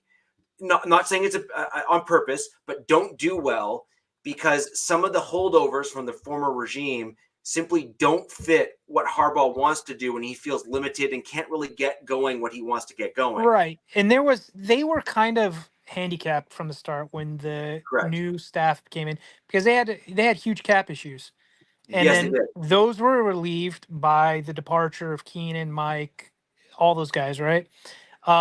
So when they went out, they had to go bargain shopping, right, for these filler guys, right? These 1-year rentals, these kind of guys that need bounce back seasons. They're like, hey, come play with us. We'll have a good season, and then you could get paid somewhere else or here or whatnot. So there isn't that many Harbaugh guys on this team. That's why I'm saying 25. I've been saying this too. Obviously, I've not been saying it to you guys, but I've been saying 25 season. That's their season. And it sucks because everybody's so excited for this season. And another reason that people are believing that they're going to do well, and this is all money talk, is that Mac pretty much said, like, I don't want to sign up again unless we're playing competitive ball. Now, a coach can be like, oh, of course we're going to play competitive ball late in the season. You know what I mean? But supposedly Bosa and Mac had this thing where they're like, we'll take these pay cuts if we're playing competitive ball late in the year. But, you'll tell them whatever you want them to hear, right? You'll say whatever you want, man. Sure, it will be. It's going to be great. It's going to be gravy. Yeah. We'll see. I agree. Like I said, I am not pessimistic and I'm not optimistic. I am like, all right, let's just see how this Show it goes, to me. man. Let's just see how this goes this year. So Jack, on your team, I see you guys in a slightly more advanced position as the Chargers. As in, AP knows a lot more about the players on the team and how he believes they're going to fit. So I think you have a little bit more. There's just a little bit more that your coaching staff has because of AP and what he has.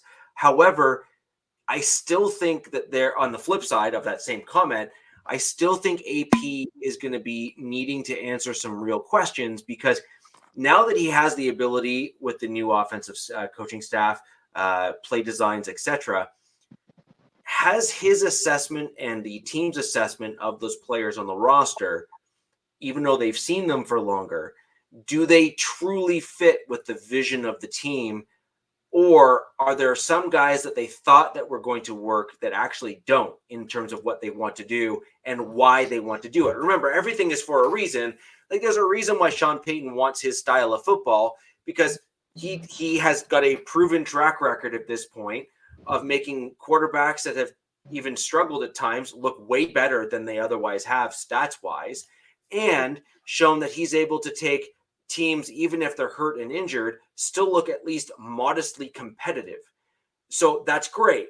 Harbaugh, when he went with the Niners, literally turned them around in one season, although in fairness, they actually had a pretty good team, and Harbaugh turned some guys into household names, which helped. Similarly now, when you look over at your Las Vegas Raiders, you have some absolute studs on your roster right now, including Max Crosby, which is a great spokesperson and kind of anchor to have in your defensive room. But the question is, how many other guys on your roster are truly going to fit in the vision for the future for the team? And how many of them are going to be good but not good enough? That's going to be a really interesting question. So with AP on the defensive side, he knows these guys since he was a coach, correct, as a linebackers coach last year. So he knows the defensive guys. It's going to be all about the offense, because he's not an offensive guy. He's bringing in Getsby. He's getting Marvin Lewis to help him, who's been a head coach. So I know he knows already. He doesn't know all the answers. So he's just trying to surround himself with, people that can, guide him to make those type of decisions. So everything's going to have to play out. And I think all the biggest question marks, which is kind of crazy, because the weapons on the Raiders side are they're good. It's going to be that offensive line. It's going to be the scheme that they run. It's going to be some of those running backs, because that, as a whole, I think it is one of the weaker positions on the Raiders squad. Who is it? Madison, White, and Laub or Lobby, whatever. Lobby. But I think. Well, I don't see. That's one of the guys I kind of see, fighting for a roster spot, because he's been the incumbent guy. He's been there for 9 years, and he has the same job as Lobby. So you got a younger version. Again, it's going to come down to really for third down blocking and who's going to get to play. If they're going to probably right now in the beginning, if they're going to throw the ball, it'll probably be Lobby.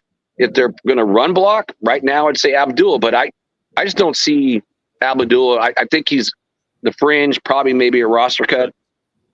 I just don't see him sticking around when you draft a kid like that. And by the way, so all the Raider fans out there, so the PUP list came out today, since today was, first day of camp. The biggest concern that I have right now is our starting left tackle, Colton Miller. He's on the PUP list from the surgery from last year. So that's the one that worries me, because they're giving no information on him. So there is no timetable. So that would be my biggest concern. He had like a shoulder surgery. Just stick Mayer out there. You'll be fine. No. Right now, I think it would be Pete that they got from New Orleans. He's a three-time. He's an older guy. He was a three-time, Pro Bowler, but he was expendable, by the Saints. Saints are always in salary cap hell, and he's an older guy. Policy. He is. So I that's did my want to biggest ask one. you, Jack. Did I see that Michael Gallup is retired?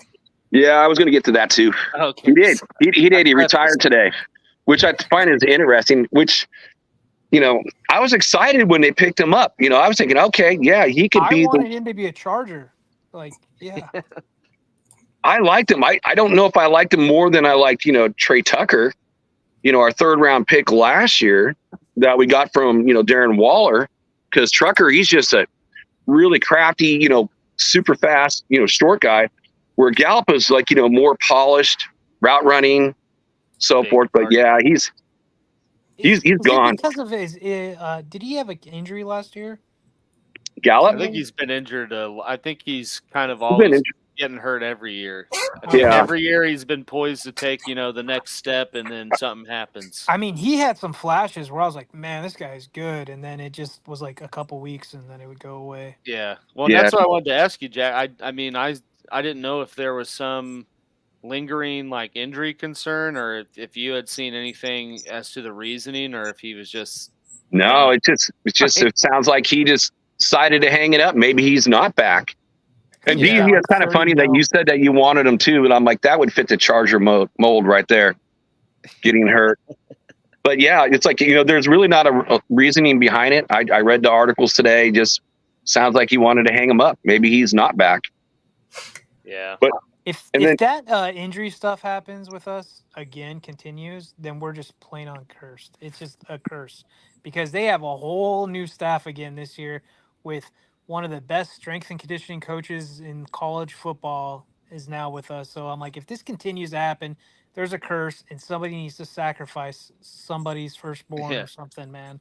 I don't know what we got to do to fix it, but we need to fix it. And another thing that you said earlier, about Telesco bringing guys over, I think it was your wide receiver who's still hurt. Was it Tyler Guyton? Jalen Guyton? And I'm like, okay, they brought him over. He's hurt still. Oh, shit. Well, he's not on the pup list, but he's hurt. Him and this guy, Billy, who Billy went, I think, to the Jags or something. But they were with Herbert, I believe, his rookie year. And that's when they were just letting Herbert just air it out. They're like, they'll be down there somewhere. And they both have speed. I think they're all, originally they were 4.3 guys, like low 4.4s. And Herbert was just chucking it to Jalen Guyton and Billy, Tyler Johnson, I believe that was there, something like that. So everybody had hopes for Guyton, and then last year I think he got injured, and then he like came back, and there's this funny picture of him where looks like he's pregnant. Well, like the guy's belly, we're like, dude, what the hell is going on with this guy? He's on the sidelines, his shirt's up, and we're like, you're a receiver, man. You're not a low lineman. And yeah, he came over to my house and drank beers with me.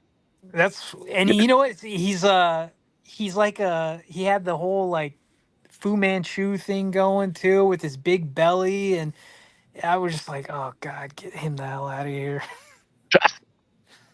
Yeah. So when you said about Tom T, bringing certain players over, I'm like, oh yeah, just don't bring the injury bug. And I saw that report, today, and I'm like, okay, great. And we got a couple more. We got a couple more guys on the pup list too.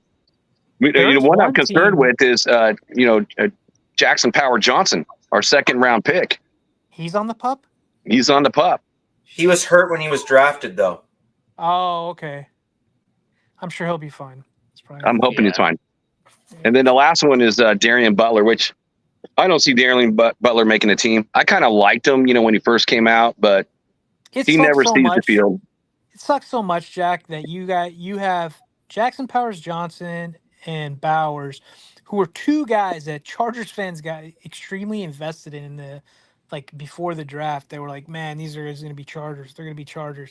And they go over to our rivals. To Telesco. Both of them go with Telesco. And I'm just like, oh my God. You can't hate these guys yet, but it's just like I told half full though. DD, I get it. It's like you guys know your old GM style. You know what I mean? If it was still Telesco, you knew your draft. If you notice, a word I've been saying is paper, right? How many years have we said have the Chargers been crowned off season oh, they're going to look at them on paper? I think it's been the last 4 years, 5 years, maybe right when Rivers left. They're like, they're loaded. This team's loaded on paper. And every year they start getting nicked, going down 1, 2, 3, losing players. And the main struggle, and maybe Tom will learn his lesson, is he never knew how to fill those gaps. The depth, he never went out aggressively and got people to fill. Like when our receiving core went down, I think it was last year. I believe it was last year. People were like, and it was early. We're like, go trade for somebody, do it. He wouldn't do it. He would bring in some dude off the streets, and we're like, come on. So that's why I'm really happy that we got a Baltimore guy, and they're very aggressive in getting guys, trading for high end talent to make it work. No, Baltimore is also known for intentionally targeting depth. So Baltimore, the Steelers, even the Browns now. I mean, I never thought it's good for their division, obviously. Yeah. That's the team. The Browns. So you just said the Browns. NFL Network had their pup list come out. It's like a mile long. Anyways. No, but the Browns have the Browns had typically not been very good because they've had poor depth and everything. But then these last 6-7 years, I mean, they're letting top offensive linemen go, and you swear that they're going to end up missing a beat, and then their offensive line the next year grades out higher because the guy they had behind him was even better than the dude they let go. I picked them. I picked the Browns crazy. last year for that division, and that bit me. And I'm still flirting with picking them again in this year. They are, yeah. So, Alex, let's close out the show with your Chiefs and some news from your camp, and then TMZ Chiefs. Yeah. Yeah. I mean, I think probably the biggest news. Well, you know, they're in full swing of practice with everyone. I think they had their 4th open practice today. So they're in shells right now, but I have to go on full pads tomorrow. But you know, you're already in full preseason swing when you're seeing videos of Travis Kelce fighting with someone. So Karlaftis. Yeah. I would pay money to watch that fight. Yeah. That happens every year, though. I think, you know, some guys, they kind of play with this kind of violent propensity or just, you know, violent undertone. And I mean, that just like I played with guys that would get in fights like every practice because that's just like they had to play pissed off. And it's just like the perfect storm. I mean, it didn't last long. And like I said, I think it happens like very early into the preseason, and it's always with Kelce. And you know, he was, to his credit, I think, standing up for, you know, a hit that was put on Tony. Probably telling Karlaftis like a little too early to be doing that. I'm sure he didn't use those words, but that's probably the reason. But I mean, otherwise, you know, liking what I see so far in camp and in the highlights. Yeah, Justin Watson did get hurt today too. Lower leg injury, but don't really know much. All 3 of our days get better when we hear about something going wrong in Kansas City. Yeah. And yeah, Worthy, I think this is his 3rd practice miss with strep throat. But before that, I mean, there was a lot of highlights of Worthy pretty much, you know, being as advertised and kind of fitting in pretty good, you know, into the Chiefs offense, and already, I think, meshing pretty well with Mahomes. So like I said, pretty exciting time to see the rookies kind of already being implemented early and often, you know, with the first team. So, you know, I would think Worthy would be back probably pretty soon if it's truly strep throat. And excited to see, you know, how things progress as they get closer to in-game action and, you know, more full speed drills and things like that. But so far so good with him, and same with kind of why I mentioned the rookies, but same with Jared Wiley, who I know I've talked about before. It's the rookie tight end they took out of TCU, but he's been, I mean, he's really been coming on lately in 7-on-7 drills, and even today, I mean, he caught a pretty sick, you know, 40 plus yard, you know, route down the sideline on Tranquil, which I mean is not an unathletic linebacker. So no, Drew was our but he's meant more for the, you know, charging the quarterback than covering. I mean, we've all seen Tranquil. Though. But yeah, I mean, what I'm saying is, you know, 4th round tight end to be getting, open and open enough for Mahomes to give him, targets in these drills on first team defense. I mean, that's a good sign to see, this early into the preseason. So yeah, I mean, everything, all the rookies seem to be getting involved often, and they're, making it a point, I think, to get all these guys involved. I think offensively, the biggest story to watch progress is the left tackle battle with Wanye Morris and Kingsley, whatever. Yeah, that guy from BYU, but they've been splitting, pretty equally, who's first team reps or who's on second team, and from kind of the pressers with Nagy and Reed today, that seems to be sort of the ongoing theme going forward until someone, makes, I guess, the first move.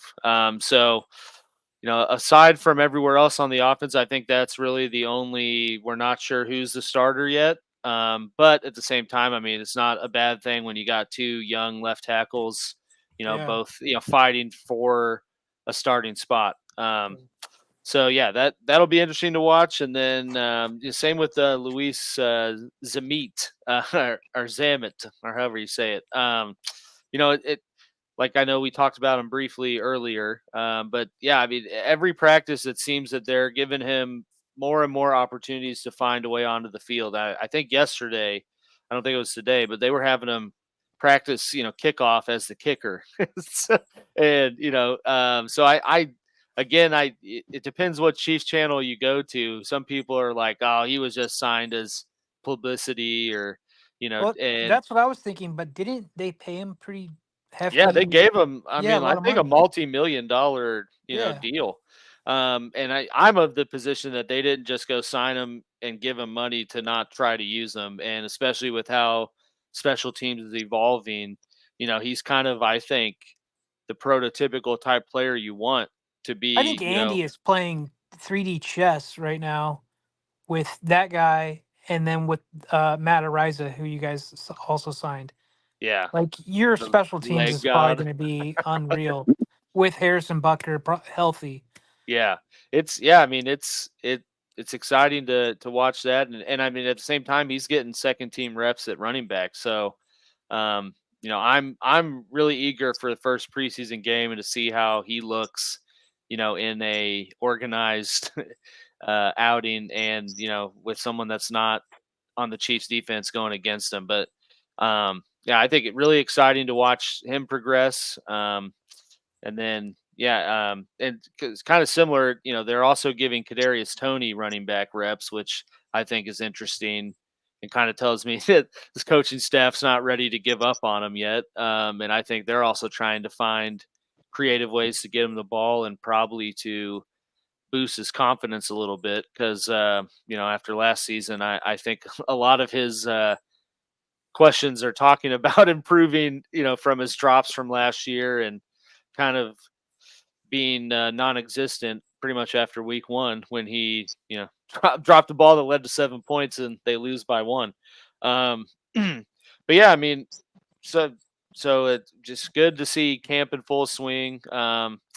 Good to see the rookies, getting implemented early, and I think exciting to see once we get to, like I said, actual preseason games, who kind of rises to the top in terms of, getting the meaningful reps, and I think ultimately progressing into, getting meaningful reps in week 1. Do you think the Chiefs want to get back to that Tyreek era with Mahomes?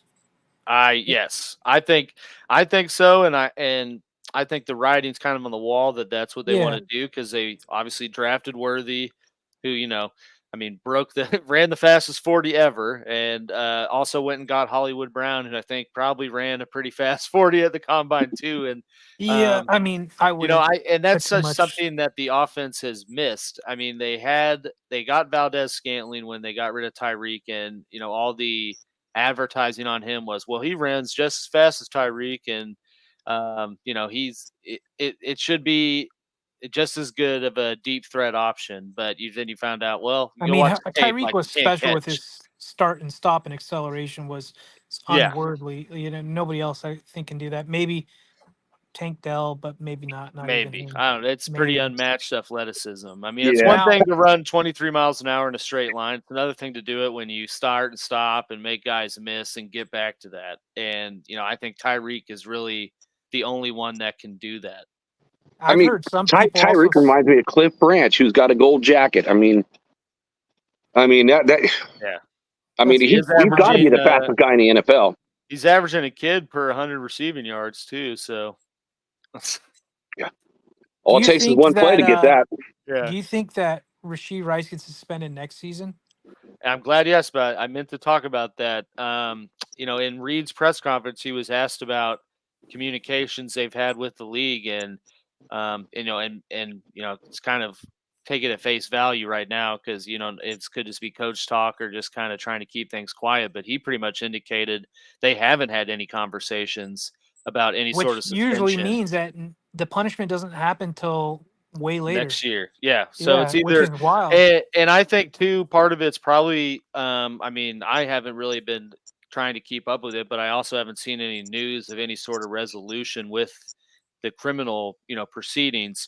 So part of it could be the NFL is taking the position of, well, we'll let the criminal matter play itself out and then do, our administrative things. Right, but that is a departure from what they have done. And so my issue with that.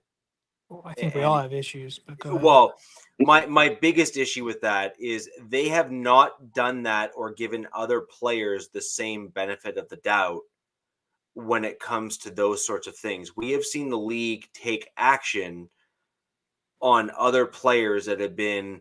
I can name 2 other players on the Chiefs that got suspensions, and they were after their criminal things were done. Well, so I'm like, this is another person is Jordan Addison. That's what I'm saying. I have no idea, but I'm thinking that could be part of it. Is technically you're innocent till proven guilty, and if he has not had any sort of conviction in anything, then what is he guilty of? Right.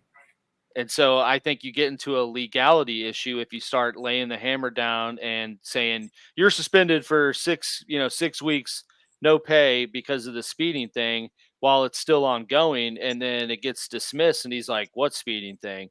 You know what I mean? So not to say that's going to happen. The situation's certainly not going to end up in just an outright dismissal, but it's a slippery slope if you start doing that. And I don't know if that is truly different, but I know with like Willie Gay and Frank Clark, both of those guys didn't get any sort of suspension until Frank Clark's gun issues were resolved in the courts, and same with Willie Gay's domestic violence situation. Like they let those play out from a legal sense before they got any suspension. Like Willie Gay got one in the middle of the year, and I think Frank Clark did too. So, I would prefer they do it early if that were the case, because I would hate for things to get going and then, you're week 10 and it's like Rashee Rice, that's done, 6-game suspension. And then you're looking at, the end of the year. Have they done that ever though, other than I don't know.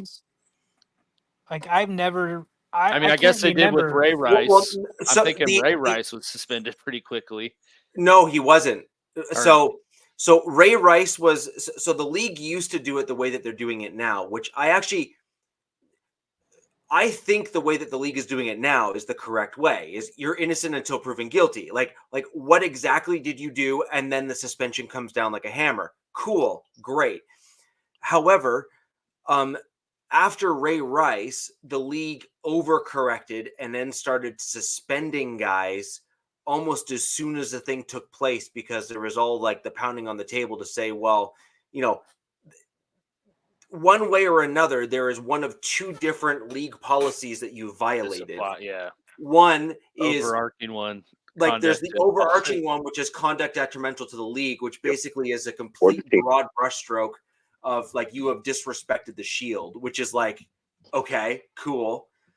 And of course, the sad part about that is that charge is super subjective, right? Like super duper subjective, right? It's like, okay, what's conduct detrimental to the shield? Like, is that based off of one person's opinion or multiple people's opinion? Is it just based on whatever Goodell thinks at the time, or is it based on like some kind of like random democratic process. Heaven forbid you play some Yes. bets. It could be random. It could be just if you're playing for a team that's like in contention versus a team that's not in contention. Right. Or if like, the Raiders versus the NFL, hey, if it was a Raider player, I'm sure it would have been, done a lot quicker. Right. And so they overcorrected with Ray Rice. And then what they ended That's up in your doing DNA, isn't it, Jack? Yeah. It is in the DNA. The Raider It's like, fan base, it's in their DNA. yeah, growing up from the 70s and watching Al Davis and all his court battles and everything else. And yeah. Rest in peace, Al Davis. Well, and that's what I was getting at.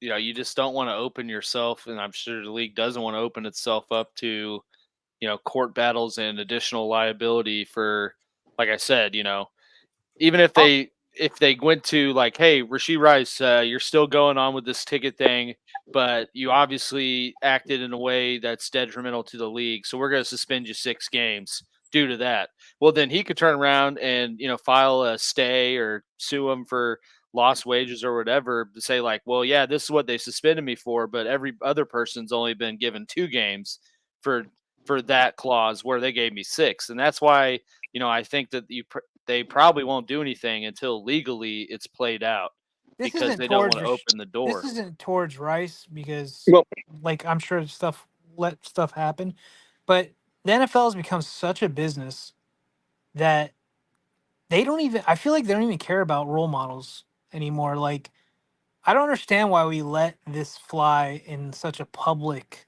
like, thing, a league. Like, I don't know. To me personally, it's like you mess up, like it's like a privilege to play in the NFL. Yeah, I feel like you make ungodly amount of money while you do have the time in there, right? Like, I feel bad for some of the other guys, but it's like you mess up like this, like DUIs and domestic abuse and things like that. I mean, immediately should be like, boom, we don't tolerate it. But I get where you have the legal process has to come through because you're innocent until proven guilty. I get that.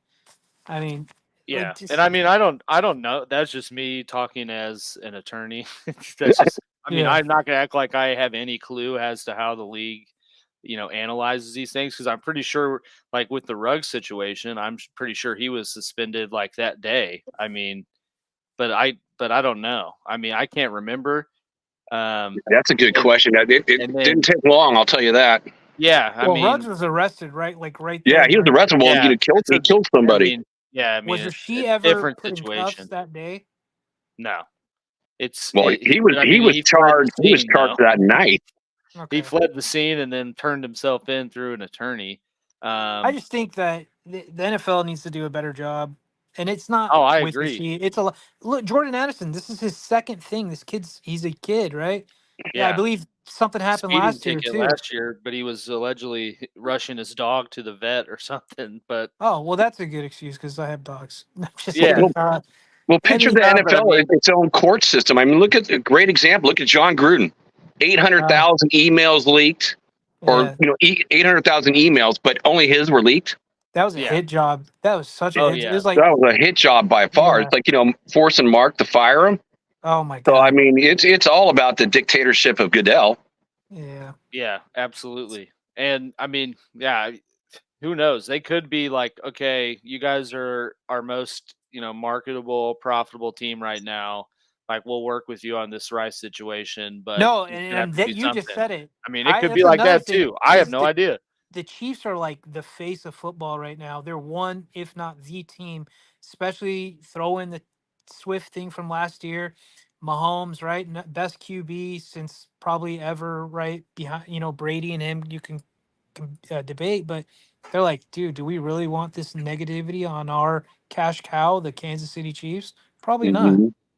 Yeah. I mean, it's a plethora of ways for how it could be going, but I think the bigger thing is, obviously Reed has said, they haven't had any communications yet about what's going to happen with Rice. So, I think for me as a Chiefs fan, that kind of tells me, well, he's going to be he's going to be playing, at the start of the season, whether he plays his full season and then gets a suspension next year or gets one later in the year after he gets his, court thing resolved. And that remains to be seen. because I also think it's interesting that he hasn't resolved, the criminal stuff, in any fashion yet, and that's either a strategic thing to avoid a suspension now, or it's the defense attorney couldn't get something worked out as quickly and easily as he thought, and they're going after him in a more serious manner. But either way, that was his I first would offense, imagine, right? Yes. yeah, Like his first thing. So yeah, that's yeah, gonna that's gonna weigh heavy with the whole thing. Like he was a young kid. He made a stupid decision. yeah, It will, but there's two problems with what he did. One, there was illicit substances found in the vehicle, and he was in it's Texas. just marijuana though. They don't Mary test for that. Jane. Yes, but it was what in state? Texas. That was in Texas, right? But it was It's in not legal. Texas, and Texas is not particularly tolerant of drugs in vehicles, etc. In fact, they have there. I did some additional digging into Texas in general when it comes to violations of that nature. They are pretty aggressive when it comes to that stuff because they take a stance which is, we'll call it similar to my family's approach to it, who are all police officers, which is you allow it. You basically need to go almost slightly more aggressive to prove a point to say we will not tolerate the thing, to ensure that the safety of the citizenry in that area and in that state are, that they're protected. Like there's law-abiding citizens that expect to be able to get into their vehicles and not have to contend with, a group of young 20-somethings that are stoned and potentially going to kill them. So I'll clap back on that just a little bit. Texas is kind of wild. I haven't been there in a while, but when I worked out there for a month in East Texas, and they had drive-through liquor stores where you could order a drink to go. And so I'm like, all right, it's cool. They'll crack a beer open for you while you're driving. But man, if you get caught with that joint, boy, you are going to the pen. Well, you also got to look at it too. It's a border state, so they want to crack down on illegal narcotics coming into their state. Correct. And so there's other incentives as well, but generally speaking, there's also a level of acceptance when it comes to alcohol in the general populace as well. And so I think that's something else to consider, which is also true. So generally speaking, I think that the league is doing the right thing, but I also do agree with you, DZ, which is, like it or not, these young players are going to be looked up to by other young men that are coming through high school and grade school. And, we all did the thing when we were playing a sport that we loved, where we're like, look at me, I am so-and-so, I am this, I am that. Right. And these players need to be aware that there will be young children that will look up to them.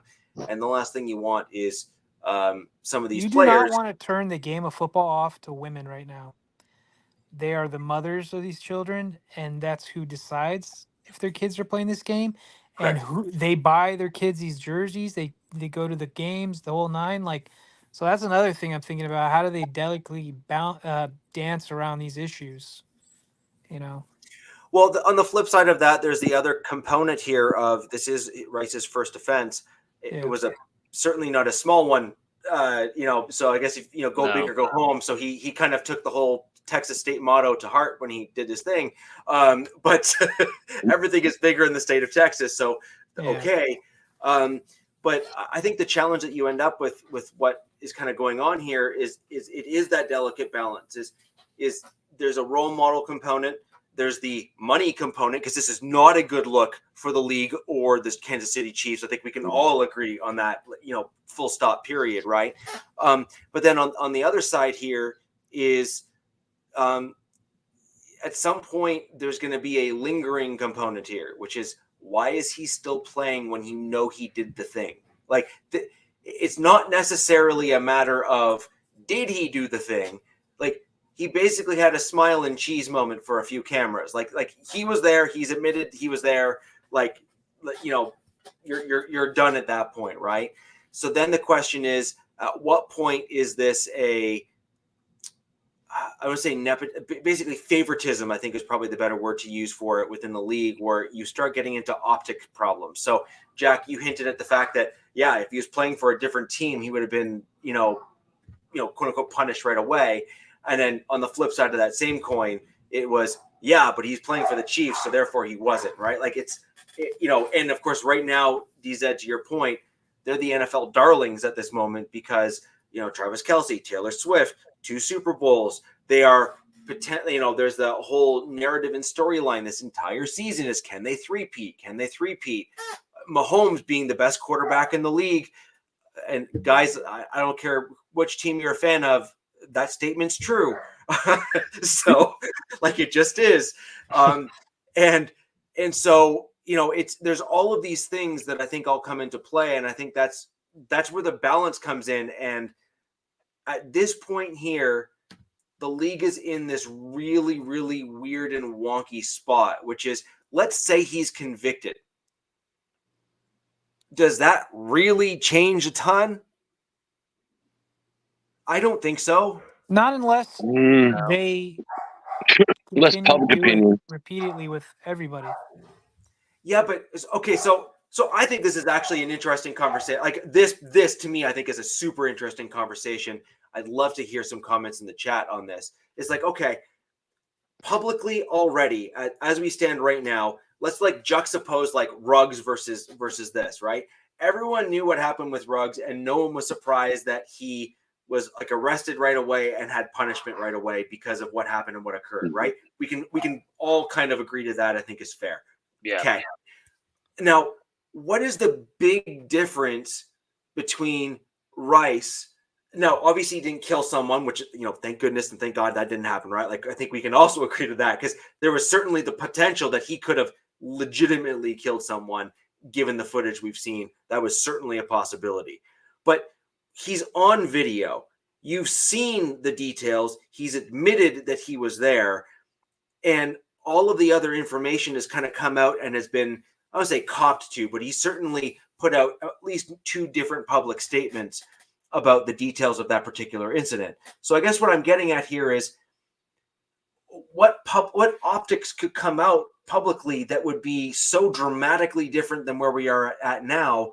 Like, are we not just at this point delaying the inevitable? And then so at some point, you're essentially saying the NFL should just use their own judgment. Like, this is not a good look, so we'll take care of it and let him deal with it. Yes, and I don't think you go to the conduct off the field for this one here. I think you just go conduct detrimental to the league and simply say, look, it has taken too long for us to get to this point. We don't think it is a good look for the league to let this thing linger and continue to potentially fester. Because, like, let's put it this way. If this lingers to week 9 and the Chiefs are on track to being a lock for the first seed or close to the first seed or something close to that, and Rice is having a good season, there's going to be an asterisk that's going to be on the Chiefs season right now if that happens, if Rice is playing well, because there's going to be a ton of people that are going to say, but Rice shouldn't even have been on the field because he should have been, like there's going to be a bunch of people that are going to make those comments. Now, I understand the other side. No punishment has come down. He hasn't been charged in the court of law, but I'm not even saying that they should be punishing him based on the legal outcome, because I think the legal outcome is going to kind of sort itself out, and I think he's going to deal with some stuff. He'll probably have a few fines. He might lose a vehicle because Texas state law would certainly support that potentially from occurring. But at the end of the day, I think this is the bigger issue here is conduct detrimental to the league and or disrespecting the shield. And I think that's I think that is where the punishment should be coming from, rather than, dude, you're a young kid, you decided to drive really fast. That was a stupid decision, but guess what? We hope that you've learned your lesson, but the real issue here is the damage that you've done to the shield in the league. I mean, like I said earlier, it's a privilege to play in the league. Yes. There's I don't know how many other guys that would kill to be in that kid's position. You know what I mean? He just it didn't work out for them in one way or another. And, they watched that kind of happen. And if they just go a little slap on the hand, which they could because it's his first offense and they can put him through all these programs that they're probably partnered with, rehab, paying restitution, the whole 9. I get that part. But it's at the same time, it's like, it's not just him. There's many other players, it seems like it's a weekly occurrence when is it enough? Like Goodell needs to just be like, there's the 32 owners, the whatever you want to call them. Like, boom, no, our rosters are 53 people for a reason. You have practice squads for a reason. Like this shit happens. No, like at least minimum certain amount of games gone, no questions asked. Well, it's like Goodell is like, like the government right now, the federal government, and all the 32 owners are like the states. But right now with Goodell, he's like a dictator. He controls everything. He like picks and chooses his battles. So Richie, you were gone, but we were talking about John Gruden. I mean, how does he try to work something on? Oh, I want a moderator, but the moderator is going to be controlled by me. How is that a fair, process? If anything, the NFL should have like a committee that is not tied to the NFL in any shape or form. And they should be like, helping the NFL make judgments of like, okay, what should the penalty be? What is fair? What is right? NFL referees, but we know that's not. Yeah, well, we know the NFL referees. If something like that, we'd have too many of the league's dark secrets, come to light. You got to have control over it all. I mean, there's a reason why the NFL is registered as an entertainment industry and not a sport. And I think it has to do with a lot of this stuff. It's power. It's day-to-day stuff. Straight power. It's a massive bit. I mean, NFL essentially is becoming a religion in our country. You know what I mean? Like, well, it is a religion. We're all here right now. We're all preaching to the choir. We're talking preaching the gospel. Exactly. We pray to the football gods on Sunday, go to the church and then football gods. Yeah. And you know what? It's kind of, interesting. It's like we will move church around to go watch our game before we'll go to church. Oh, yeah. Yes, we will. Yeah. So I did hear the Gruden thing there, Jack. And that's a whole, that in and of itself is that's a fascinating one, which I am disappointed that more information hasn't come out on, because that is, as a non-Raiders fan, that was head scratching to me too, that there was just there's still a huge question mark on that. And I was quite disappointed with the decision that came out from that. It's like the NFL had their own little CIA thing going on, man. They did. Wow. Oh, yeah. Just trying to take down who they want to take down. Yes, wow, man. So I thought that was a super interesting show where we dove into all the different training camps and also covered some additional information like the Rashid Rice situation. I'm sure Alex is tired of hearing about it. Pardon me? I would like it to just be done, like like I said, I would honestly prefer to know going into the season, okay, we got to make it through weeks, 1 through 6, 1 through 8 without Rice, rather than, what I think's more likely going to happen now is we get into week 10, 12, and he's suspended for the back half of it. Well, it's going to happen. He's going to come back for like the last 3 games. So that way he's nice and fresh for the playoffs. Yeah, I don't know. We'll see. Yeah. Yeah. Well, with that little tidbit, which is where I was thinking the league was going to go to, just to really just rub salt in the wound for the rest of us. We're going to end the show there, guys. I thought that was a fantastic show. We covered a lot of ground today. We're going to get a lot more information on players, camp, injuries. Hopefully not, knock on wood.